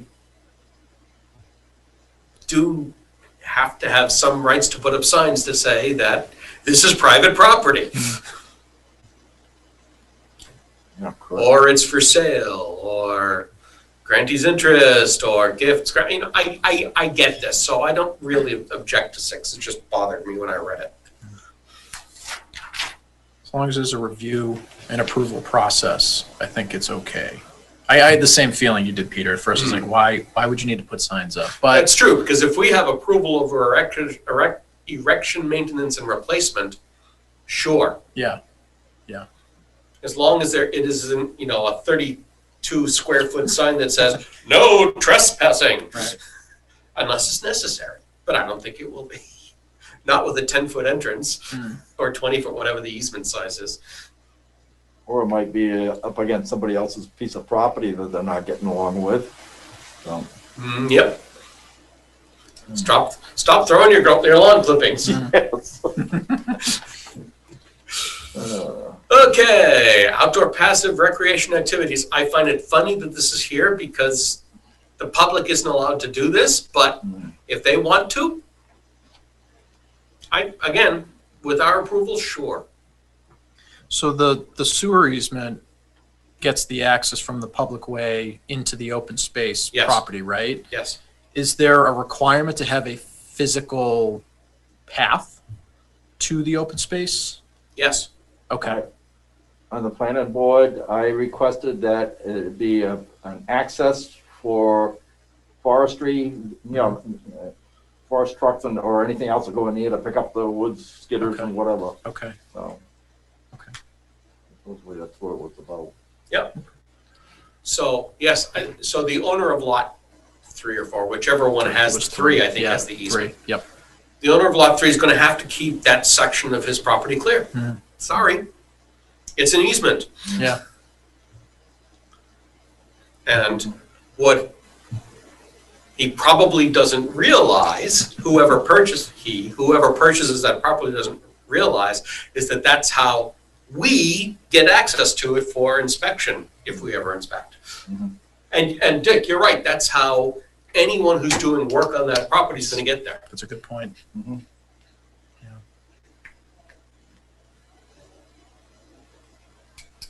So forestry and cutting, this has lots of words about forestry and best management practices and all of that, and I'm not against any of it. And again, since it falls under our consent, I have no problem with it.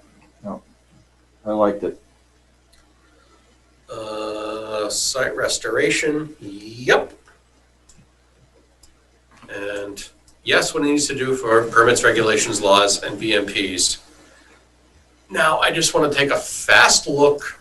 I don't remember seeing, anything else that we wanted to steal from one of the others, but let's just glance very quickly. Vegetation, I think they were in fact identical, except for the forestry. This one has trails, yep. But the sign language is identical, so it undoubtedly comes straight from the template. Passive recreation. We don't have stone. To my knowledge, there are no stone walls on property, right? I don't believe there was any. There's nothing on the plans. Yeah. So I suspect there isn't, and that's fine. Site restoration, permits, regulations, laws, BMTs. And on number 1, that's prohibited. Recreational, well, that's public, right? Vegetation management, nuisance species, composting. Oh, the other one didn't have composting. Neat. Or did I miss it? Wildlife habitat improvement. Ooh, I'm not so sure about. Yeah, I don't think we want to put that in ours. Archaeological trails, stone walls, signs, permits. Okay. I don't see anything else interesting in explicit. The only other we want to give. What's that? The only other thing I can think of is sometimes people write in explicit statements about like hunting, because if hunting's not explicitly prohibited, then it's allowed, and I don't know if we care either way, but that's just, I know that's something that's come up for me in the past. Well, so if you don't mind hunting on the CR, which I can't see why not, then just don't say anything, you know, for some reason. The reason I'm not all thrilled with it is this distance right here.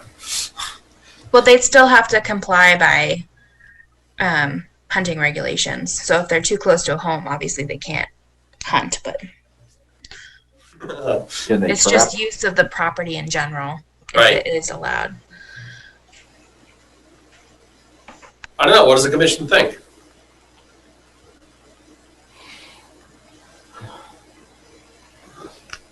I couldn't picture myself hunting there myself personally, but it's not used. It's so close to Maple Ave. Yeah, too many houses around you. Yeah. But out underneath your thing right there, it is starting to get out in the open. You could probably see more wildlife out in that neck of the woods. Oh yeah, Dave and Maurice Zerko on that piece. Right, and again, this goes back to this property is currently owned by the Cizercos, according to the assessor's map, and this is owned by Blair. This is the property swap to make everybody happy. So, yeah, I mean, but that's private. Well, actually, the truth is, this is all private property. So, do we care if Blair goes hunting on this property? No, it's up to him. I would say no. Yeah, offhand, I'd rather stay silent than to bring attention to it. Yeah. Mm-hmm. All right, so the rest of this, let me go to the next section that I have a comment on. This is something that now a lot of this I'm not going to read through, but I am going to highlight this section right here. Grantor covenants and agrees to reimburse to grantee all reasonable costs and expenses, including reasonable counsel fees, incurred in enforcing the CR. This is not in all of them. So if we have to bring an enforcement action, he has to pay. Good idea. I like it. Mm-hmm. Yeah, this is extremely helpful, especially when there is a butters, you know, if the town sees an encroachment and, you know, we're trying to enforce it and we have to, you know, bring legal action, then we can get reimbursed for it.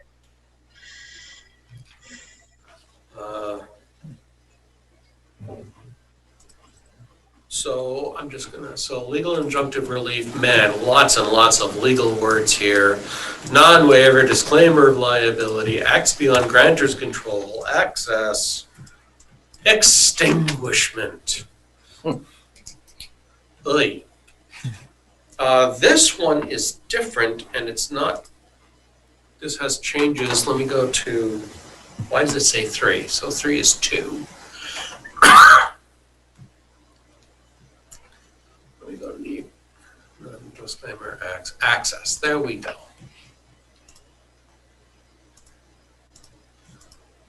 proceeds. Oh, there aren't proceeds. Oh, no. Did I get confused?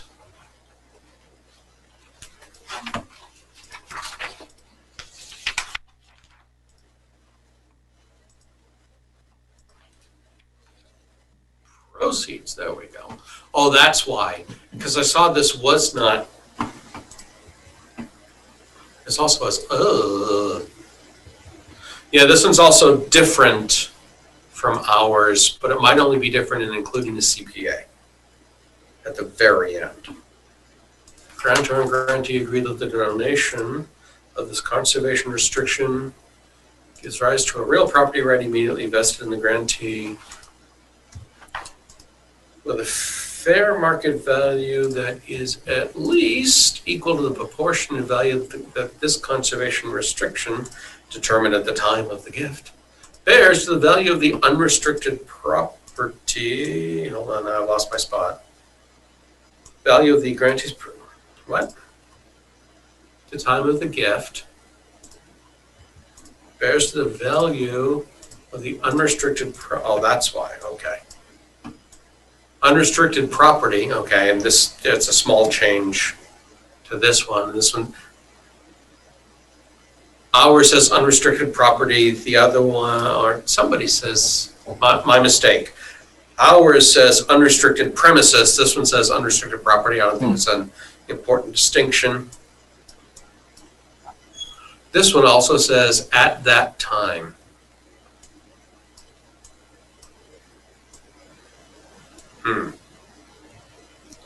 No, I don't think we need to add those words on if that helps.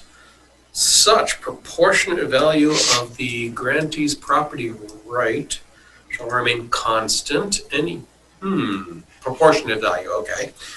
Any proceeds will be distributed only after complying with the terms of any gift, grant, or other funding requirement. And we don't have the CPA, so so we don't need to even think about that. No.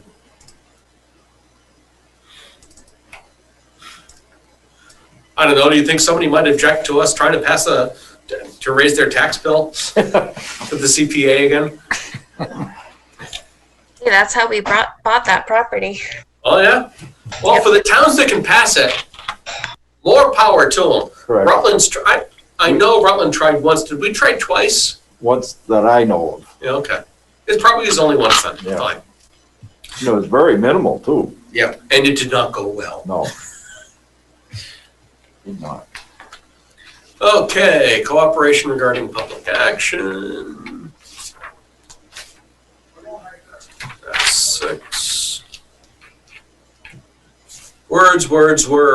Duration and assignability. Anybody have anything on page 7? Running the burden, execution, running of the benefit. No.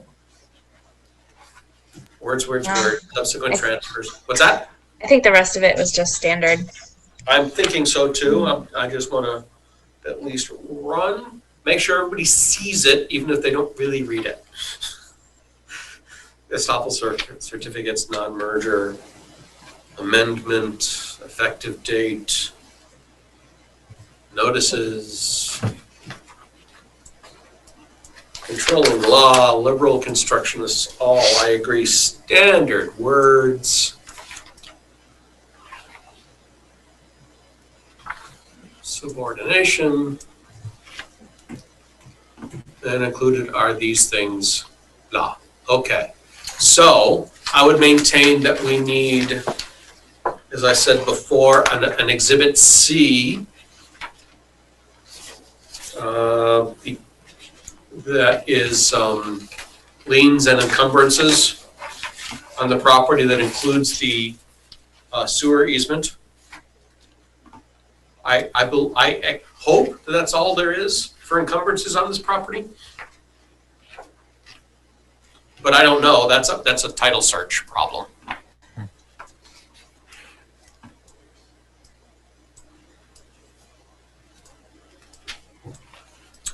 And other than that, I mean, I'm not going to go through every other page here because there's lots of signatures and by my hand and people acting as, oh, now that will become a little interesting. because our signatures, first of all, we all have to sign. Well, as many of us as are willing have to sign, at least a majority, and they have to be notarized. What the Board of Selectmen do, they put it in the police station and Jackie notarizes everybody's. And that's fine. That or the town clerk, either way is fine with me. Yeah, Yep. town clerk. I'm just saying, when we get to that point, that's a process we're all gonna have to manage here.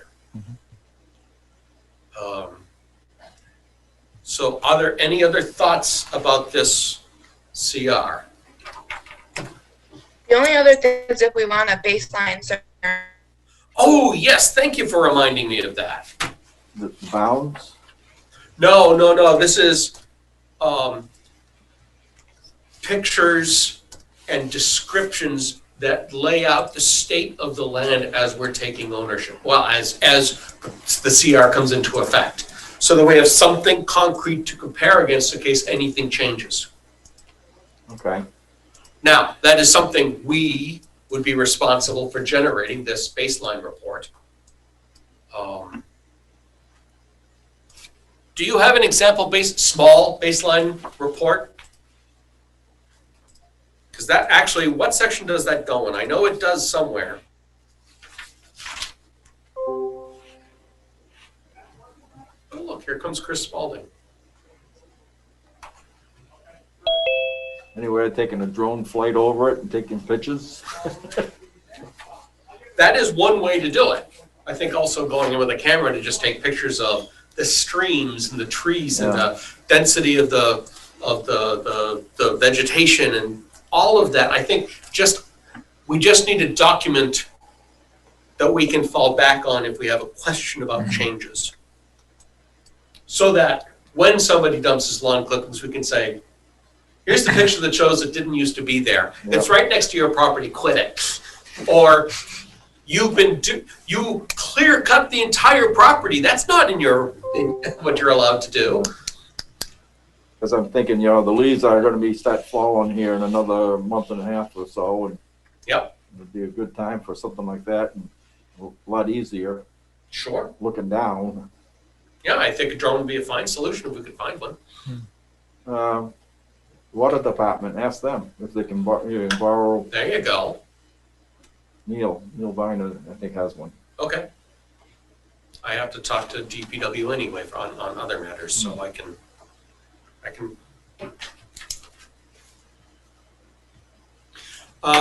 you remember where I bet I can find it here.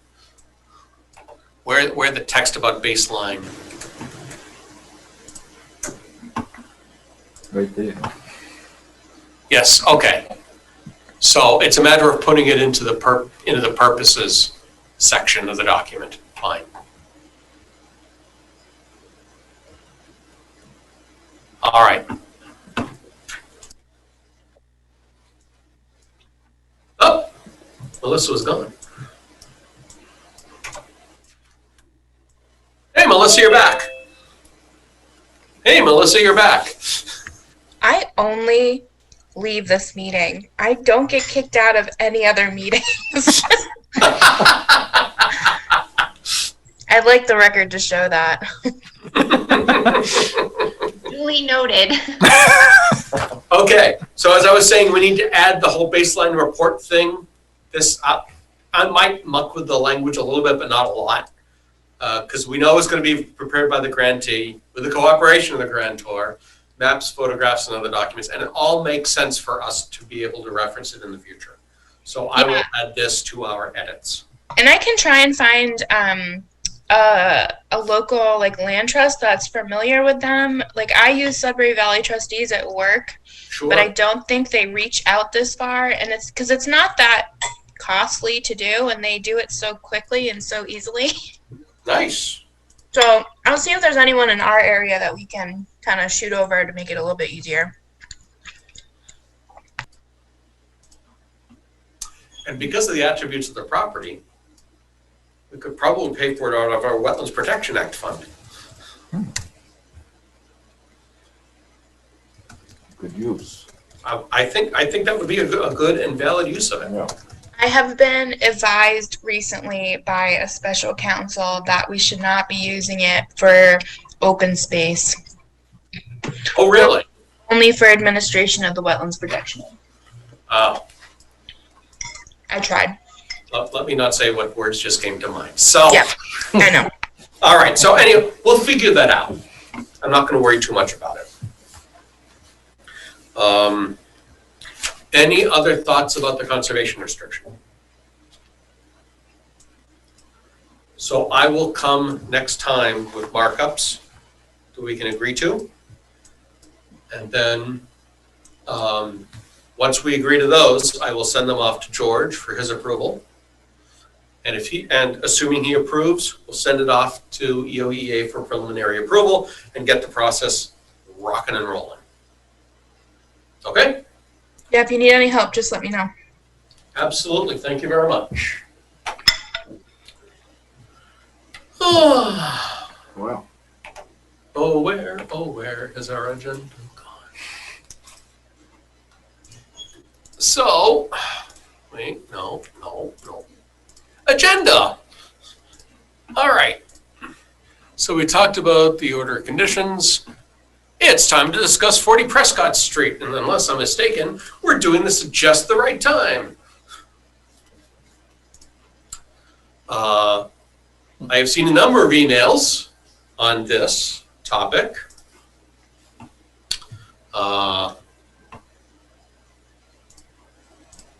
So why don't we invite Mr. Spalding to have a chat here. So last time we met,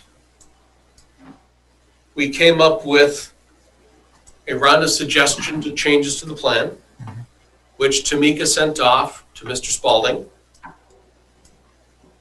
And I know he's responded, but I know he actually asked a question, which was very wise. We talked about our 25-foot no touch, and therefore it's asked that the buffer zones be 25 feet. And he asked, how do we justify that? And the answer is, our justification is that's our policy, but we don't have bylaw.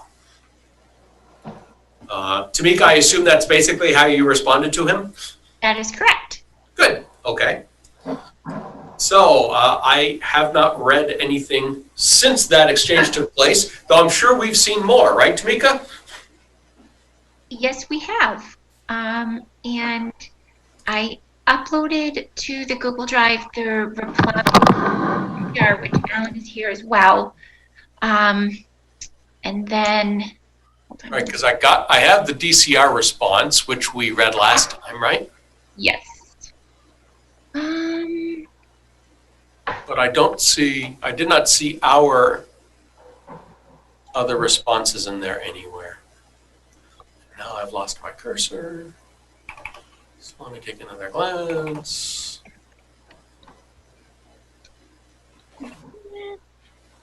No, that's all I see. I don't have anything else. Unless you just uploaded it and I wasn't looking. No, you did not. I just double checked my emails and I don't have anything further than that.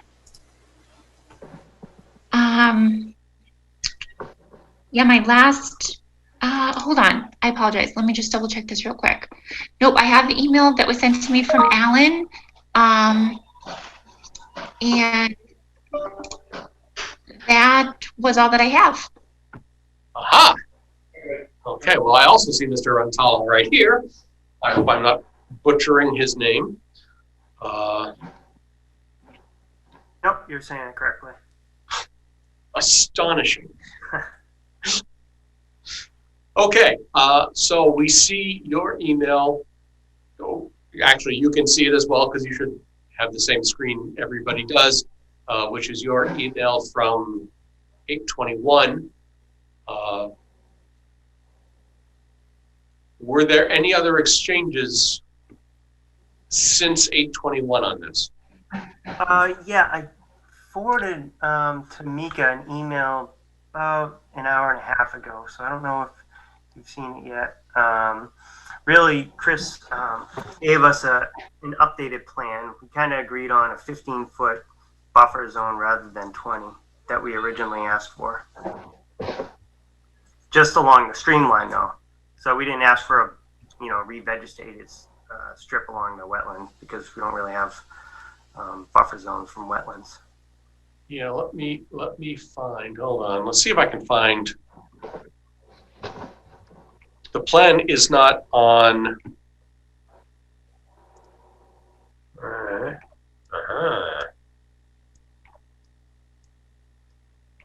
I should have. Peter, are you able to access the August 18th drive? Yes, I'm going there right now. Oh, perfect. I'm just trying to find the right. No, that's Finn Park. Oh, there it is. It's in a spot I couldn't see it. So let me do this and this, and then zoom in so we can read this. Oh, that's all it's going to do for zooming in. Yeah, I hate computers. All right, so so you had asked for 20. We had actually said our no touch is 25 by policy. And so we were actually asking for 25 along both the stream and along this wetland edge. We wouldn't be against that. And does anybody... Spalding, yeah, please go ahead. I'm not trying to. Yeah. Thank you very much. From the arid state of New Hampshire, still in a drought. Along this, in sending some information to Alan, because I responded to your questions. There were a series of questions, and I responded to those bullet points and submitted them back. So regarding the buffer zone, all based on those impact areas, there was a lot of I think what was necessary to understand within those impact areas. I know that it seemed heavily vegetated, but underneath all of in those areas there was maintenance, current mowing that was taking place up to the wetland edge and along the stream.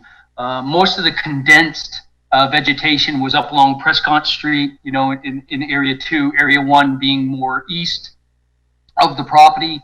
And so that area was dense along the garage where there was, and then there were several large trees that were down along the stream or the wetland in and of itself. So behind the house was maintained.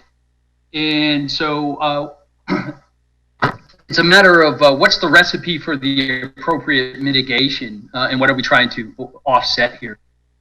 I'm sure you folks are familiar that area has quite morphological changes since the 70s and before, since the 30s, reviewing historical. So it's gone from forested habitat to a wet meadow that was farmed and pastured, not pasteurized, and with sheep and such. But then it ultimately, it's now had probably a beautiful stream that went through the back, but it's been ponded since. So since the 80s, a farm had to come down, or a barn that was in the backyard, due to the ponding as it started to take it apart. So it's been quite an actually interesting site in and of itself from a wetland perspective. So, but I'd like to just say if we just tackle each resource in and of itself, the stream,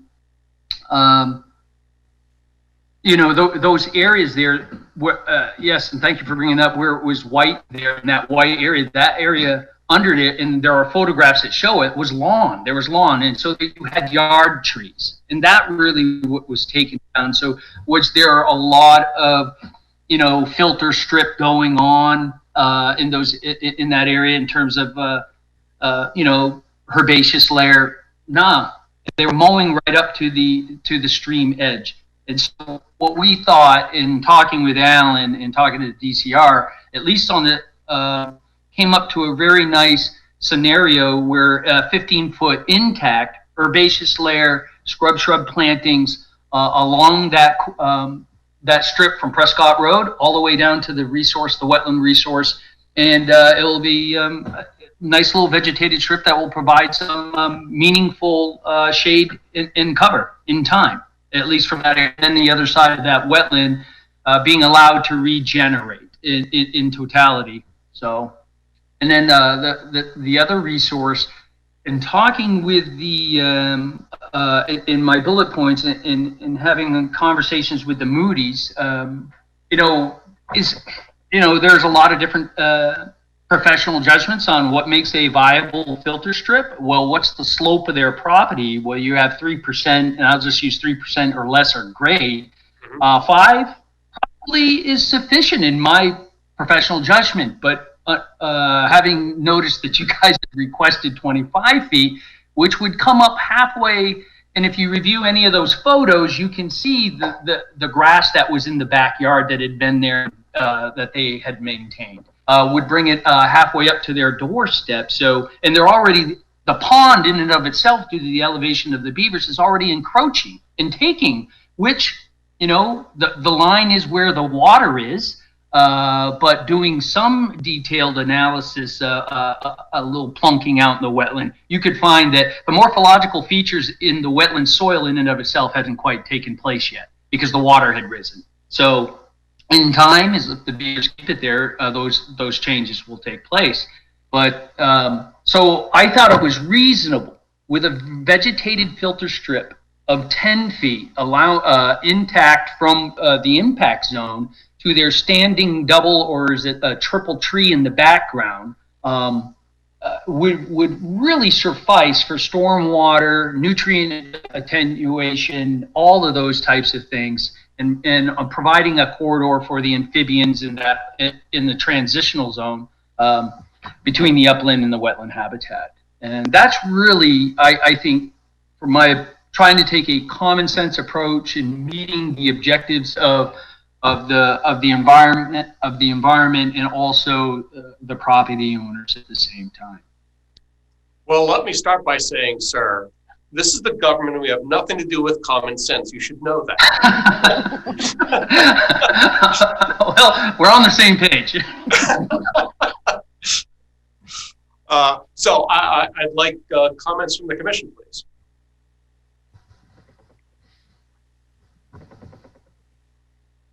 What about, I guess, the rest of the bullet points in terms of the planting list and locations and those aspects? Yeah, well, the planting list is rather simplistic. In and out of it is it's a filter strip. So from the DCR side, 15 feet wide, we would be planting them as stated every 10 feet. And in time, those are going to grow together, creating a nice hedgerow, sort of speak. You'll have the natural herbaceous vegetation that's growing underneath. And so they'll maintain that. So it's an every 10-foot planting. And we also put in the gallon size. They're going to be 1 gallon size plantings. Sure, those of you that may be involved in landscaping or any of this type of business at this time, the nurseries are running out of stock. And actually, they've been out of stock a lot this season due to the run on not only pressure treated wood everywhere if you wanted to do any deck work, but all those landscaping, home activity stuff, there was a run on nursery stock. So the best thing, just checking like one of the New England wetland plants just over in the Amherst area, just talking to those folks in general, what would be around. I think, again, this is my personal opinion and how I presented it, was there's going to be at least several varieties. But what those varieties are going to consist of is really depends on the availability of stock. So, and the same thing going down the wetland resource area, a 10-foot, with the 10-foot buffer, vegetated buffer, there would be a planting every 10 feet, so 155 feet. You got about 15 plants, plus or minus 1, that will be put in place. And blueberries, those types of things, dogwoods, and that's also what's common in that area. And there, I didn't see a need to go outside that in terms of planting what isn't there. So I just think it puts a cost on where dogwoods, and that's also, let's put it this way, if you come up with a planting plan that is definitive species that you're going to plant and you can't find it, then I have to go back and you folks and get permission to plant an alternative, one that's reasonable or that we can find that's local. So I think in the end, it's rather documenting what's planted, and the plants are in place, showing documented proof. And I think actually when it's said and done, and I'm sure you would agree with this, is in having the Concom representation come and visit and take a look for in kind of a coalescing of the community. I also being on the Concom in my local town, so which is I just think that it sounds to me like a fair approach. So what do you folks think?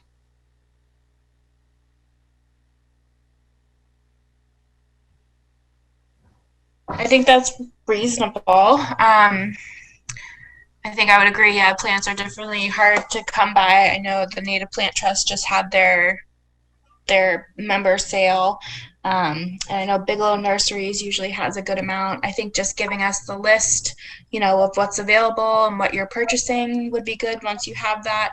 And definitely keeping with what's there is always best, as long as, they're just straight species. Yeah, and that's the intent, is just planting what we know grows in that area. Also, we're obligated by the native planting list that Massachusetts has. So there isn't anything outside that we have any intentions of planting. And that was documented also in my response to the Concom, that list is our guide.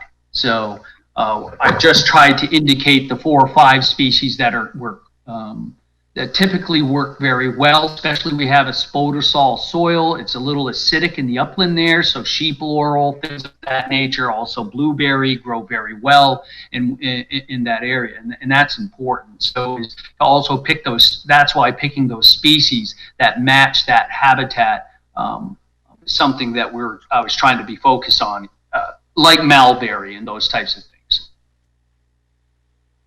Yeah, I think as long as you get a variety as well, so it's not just all 1 or 2 species, so you keep that biodiversity is important.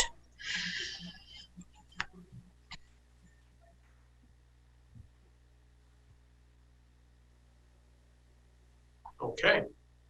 Other members have, looks like, oh no, Will's still here. Okay.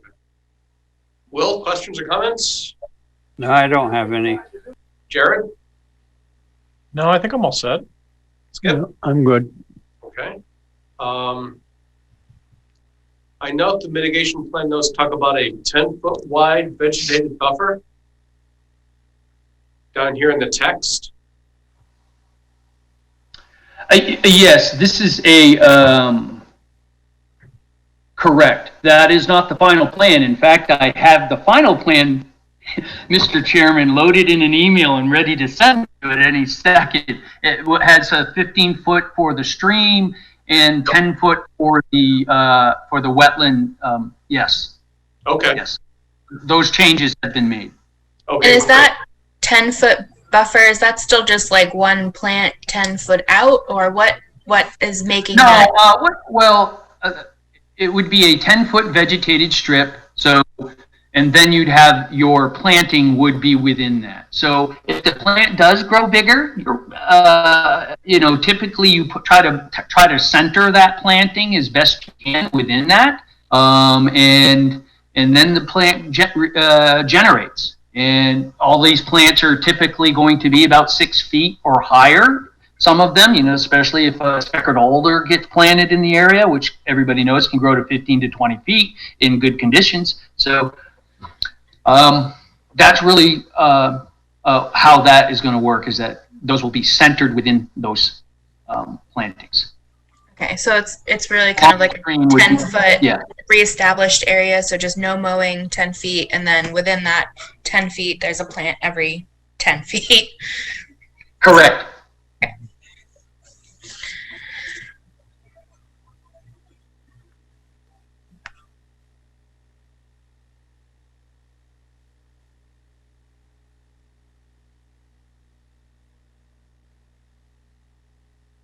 Are there any other changes to the mitigation plan notes that we should be aware of?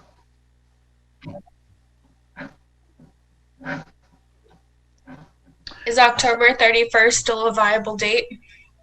In talking to the Moody's, yes, that's viable.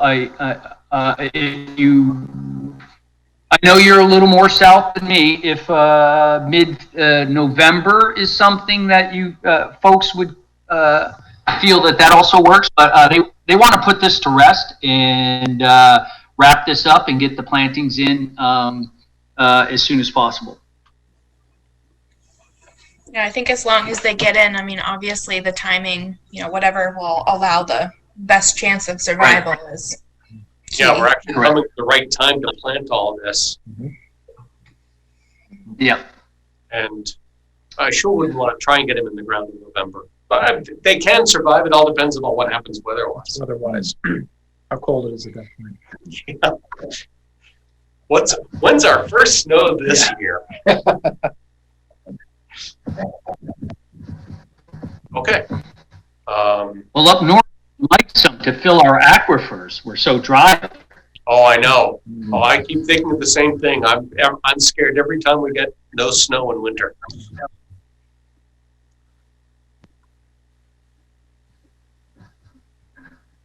All right. Any other questions or comments about this plan?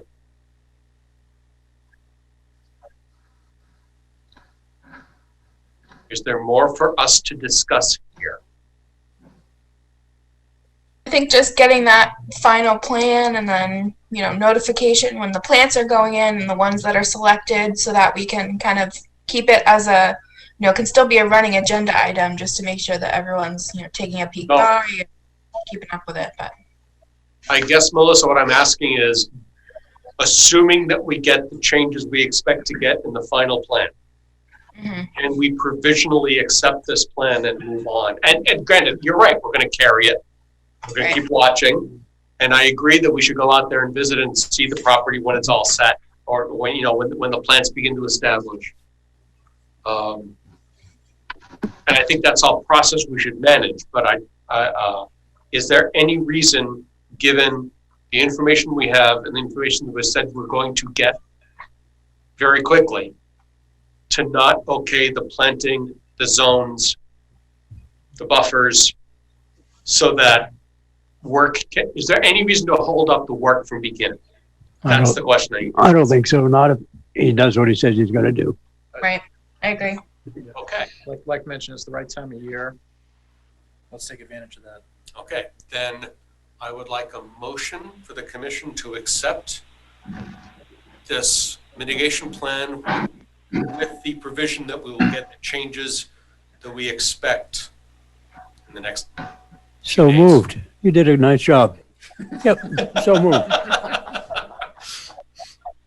I'll second it.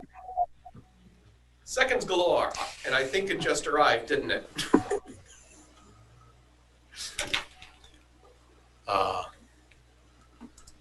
Hold on, let me just look, because if it's already here, then we can not have provisions. Come on, show up. 1 September 20. Oh, now let me zoom in.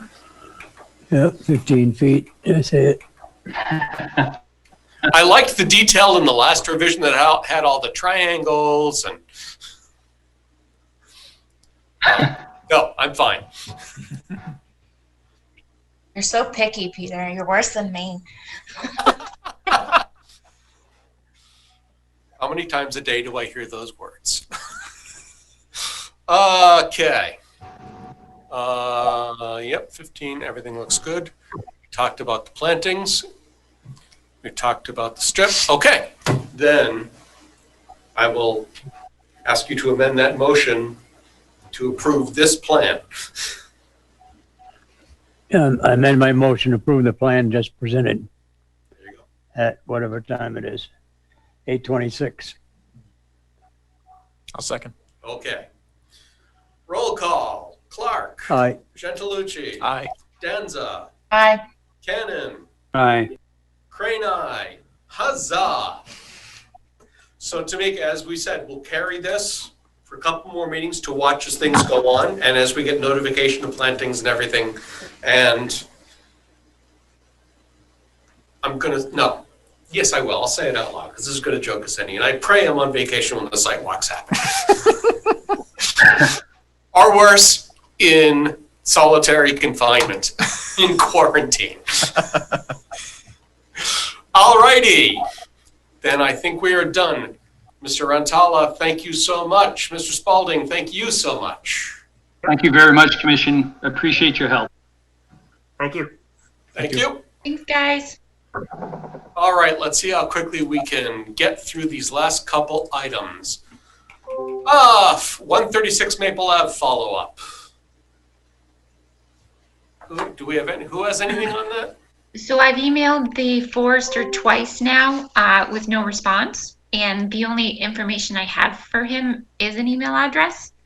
So I've got nowhere. So we don't even know that he's in Massachusetts. When I talked to him in October, he was, and he had been responding. And then, you know, we kind of left it with the DEP. And now he seems to have disappeared or just not wanting to respond. Maybe he doesn't want to deal with it. We also know DEP hasn't had any luck with him lately either. No. So. What's his name? What's that? His name. What's his name, Tamika? The forester? His name is Ryan Silky. Yeah, it's somebody. It's a one-off around here. I haven't heard of him before either. So I don't know what to do if the DEP can't find him and we can't find him. Do they really, does DEP really want us to issue an enforcement order against the bank? Talk about a waste of time and money. So I It don't know. could be our life mission to go after this bank. You don't think that's worth it? So many options. It's not Sally Mae anymore. It's a slightly smaller bank. Yeah. So I'll take any suggestions people have on what to do. Why don't we send the bank a letter and see what they have to say, come back with? They can't want to say, you know, see you later, bye, but they could say, let's see if we can help correct it. I just, you know. Yep. Well, listen, can you reaching. help Tamika write that letter? Sure, I'll put more on your plate. I'm an evil son of a gun.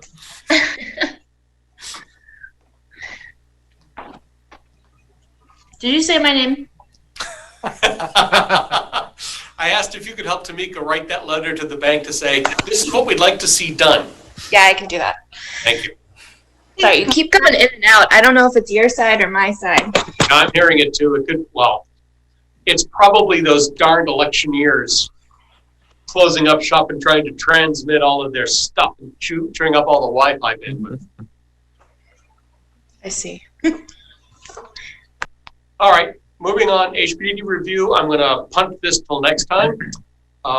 Having read the bylaw that defines the HPDD Review Board, Conservation Commission doesn't have a slot.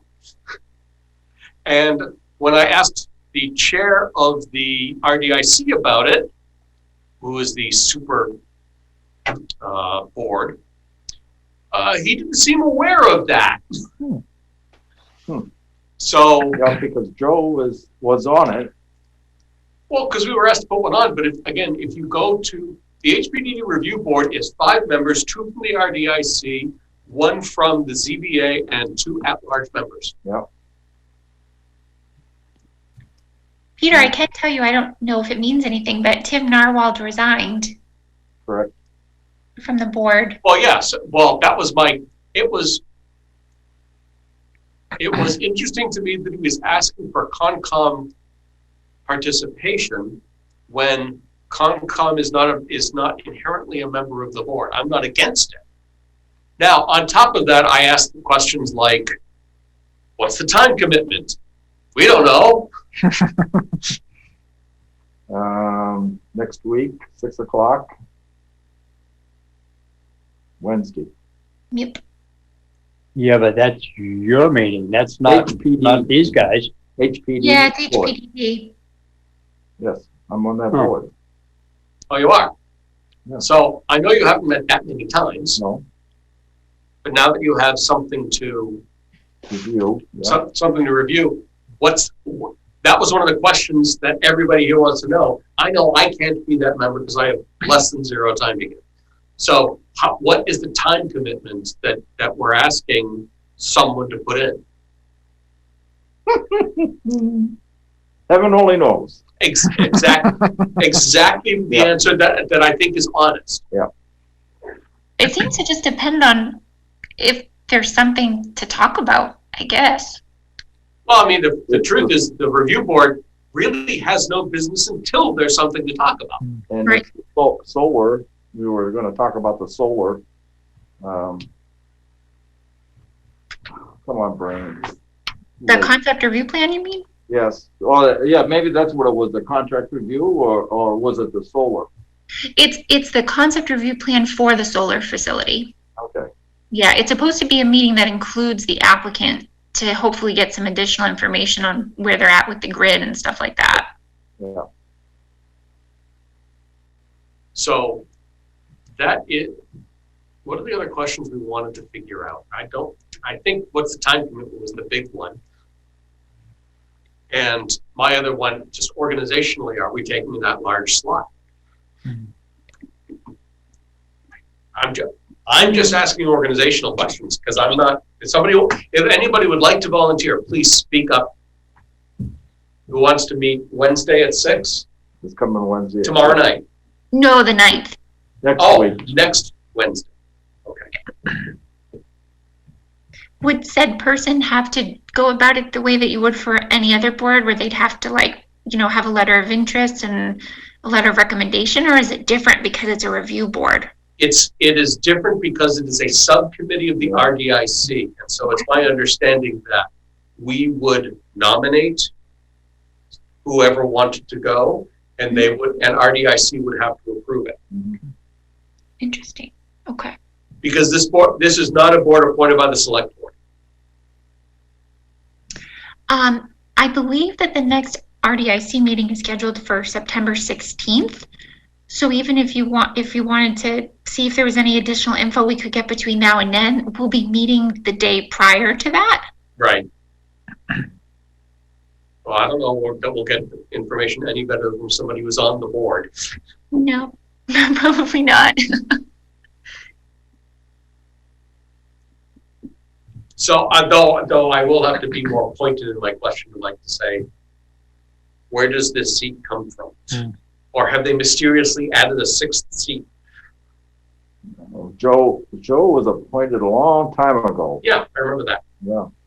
And I know he didn't make it to a couple meetings, but I also unappointed him at one of our recent meetings, and that's when we started the whole discussion about getting someone else on who'll be able to serve.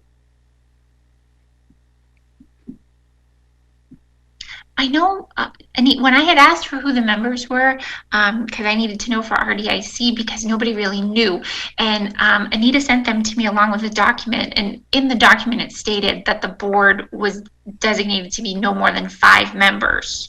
Yep. So I know that's that. The bylaw. Yeah. But Joe's name was not on there or ever on there, so I don't know. Really? No, Joe was on the RDIC. That's what he was on. Joe was on RDIC. No, he was never on RDIC. He was never on RDIC? No, we put Joe on, we nominated Joe to the HPDD Review Board. Okay, and it was HPDD Board. All right. But I also only never went to a meeting, which sounds not irrational.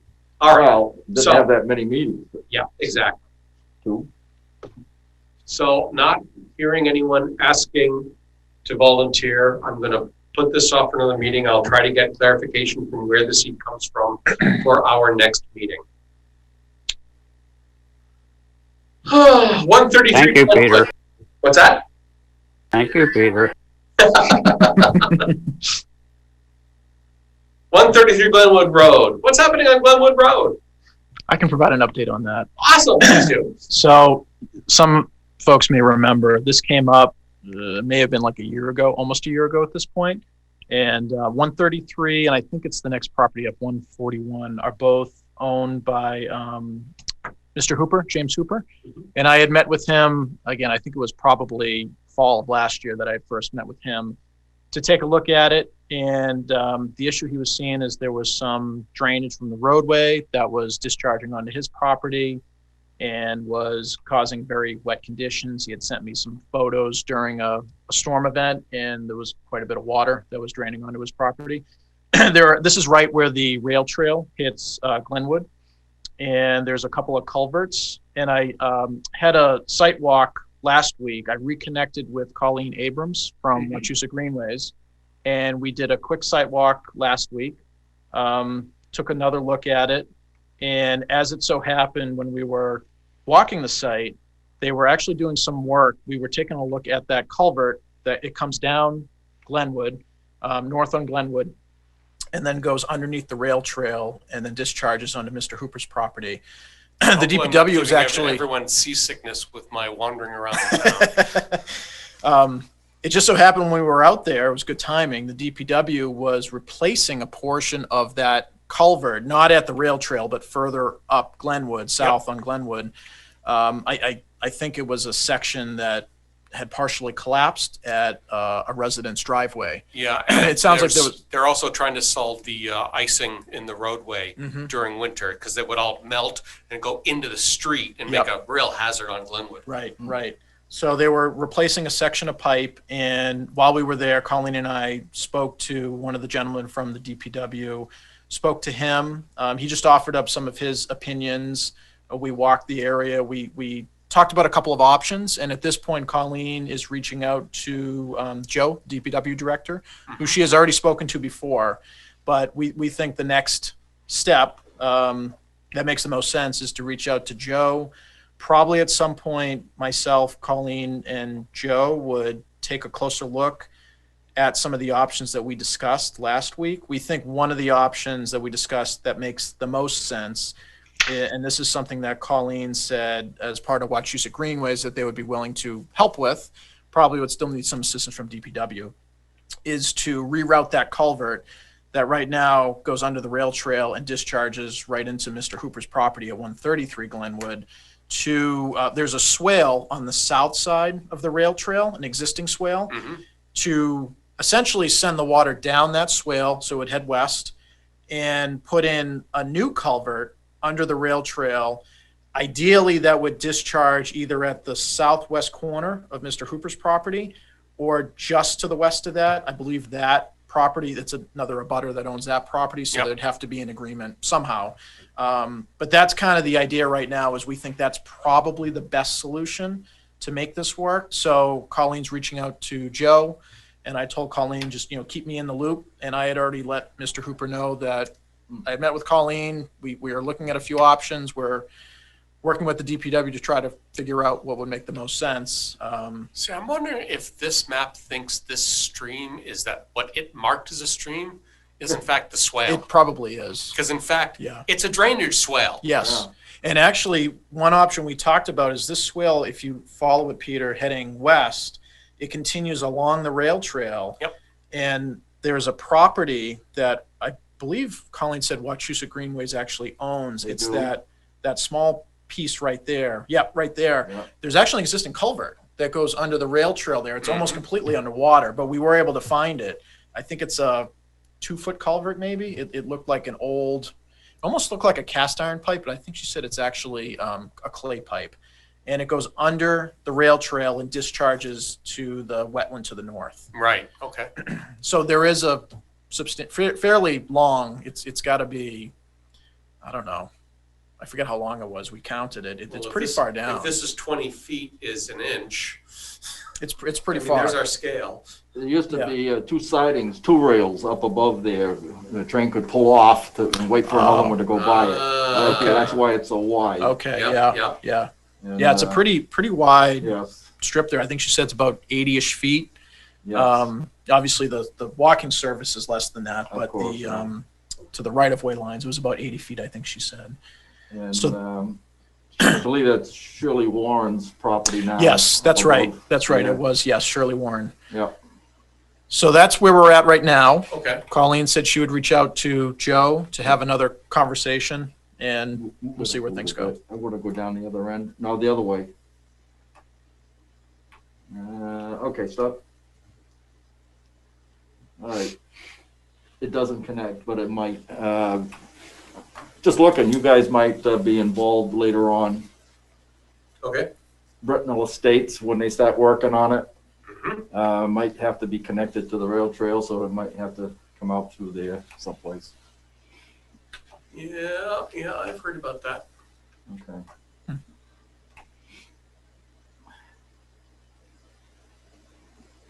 Ugh, never mind. If I keep looking at this, I'm going to see more things.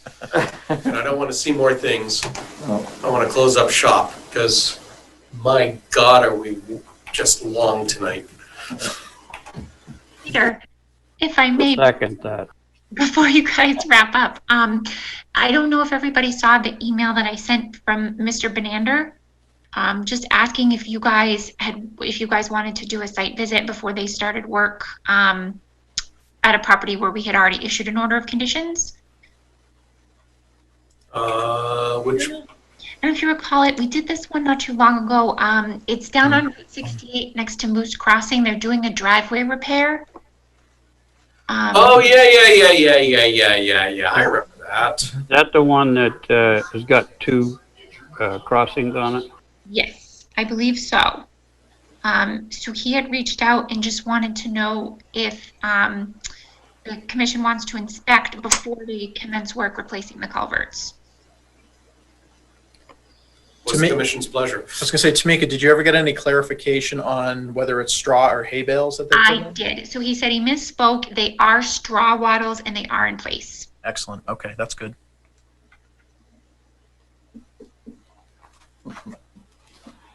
Do we want to go see it before they start work? I'm happy to stop by if you need me to.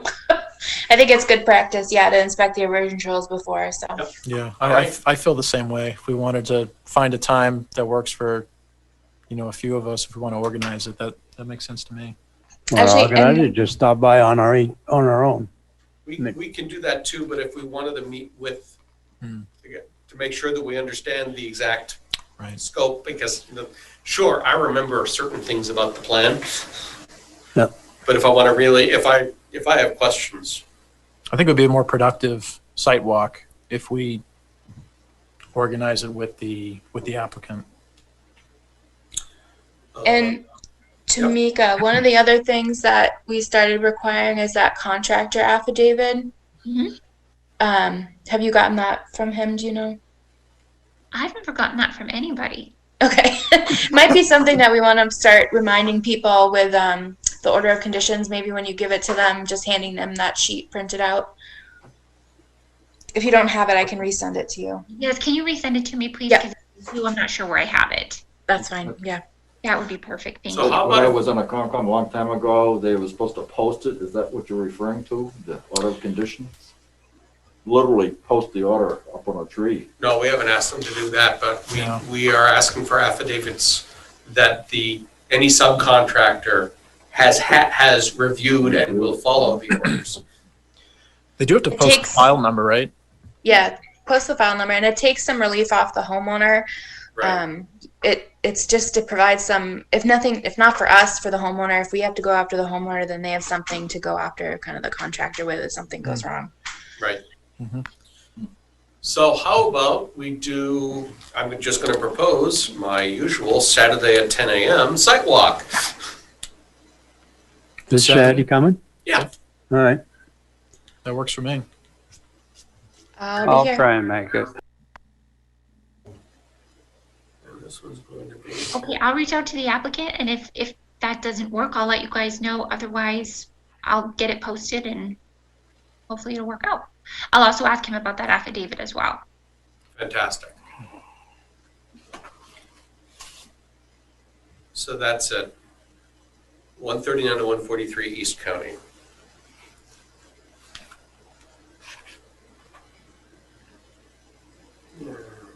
Let's make it at 10 a.m., not 8 a.m.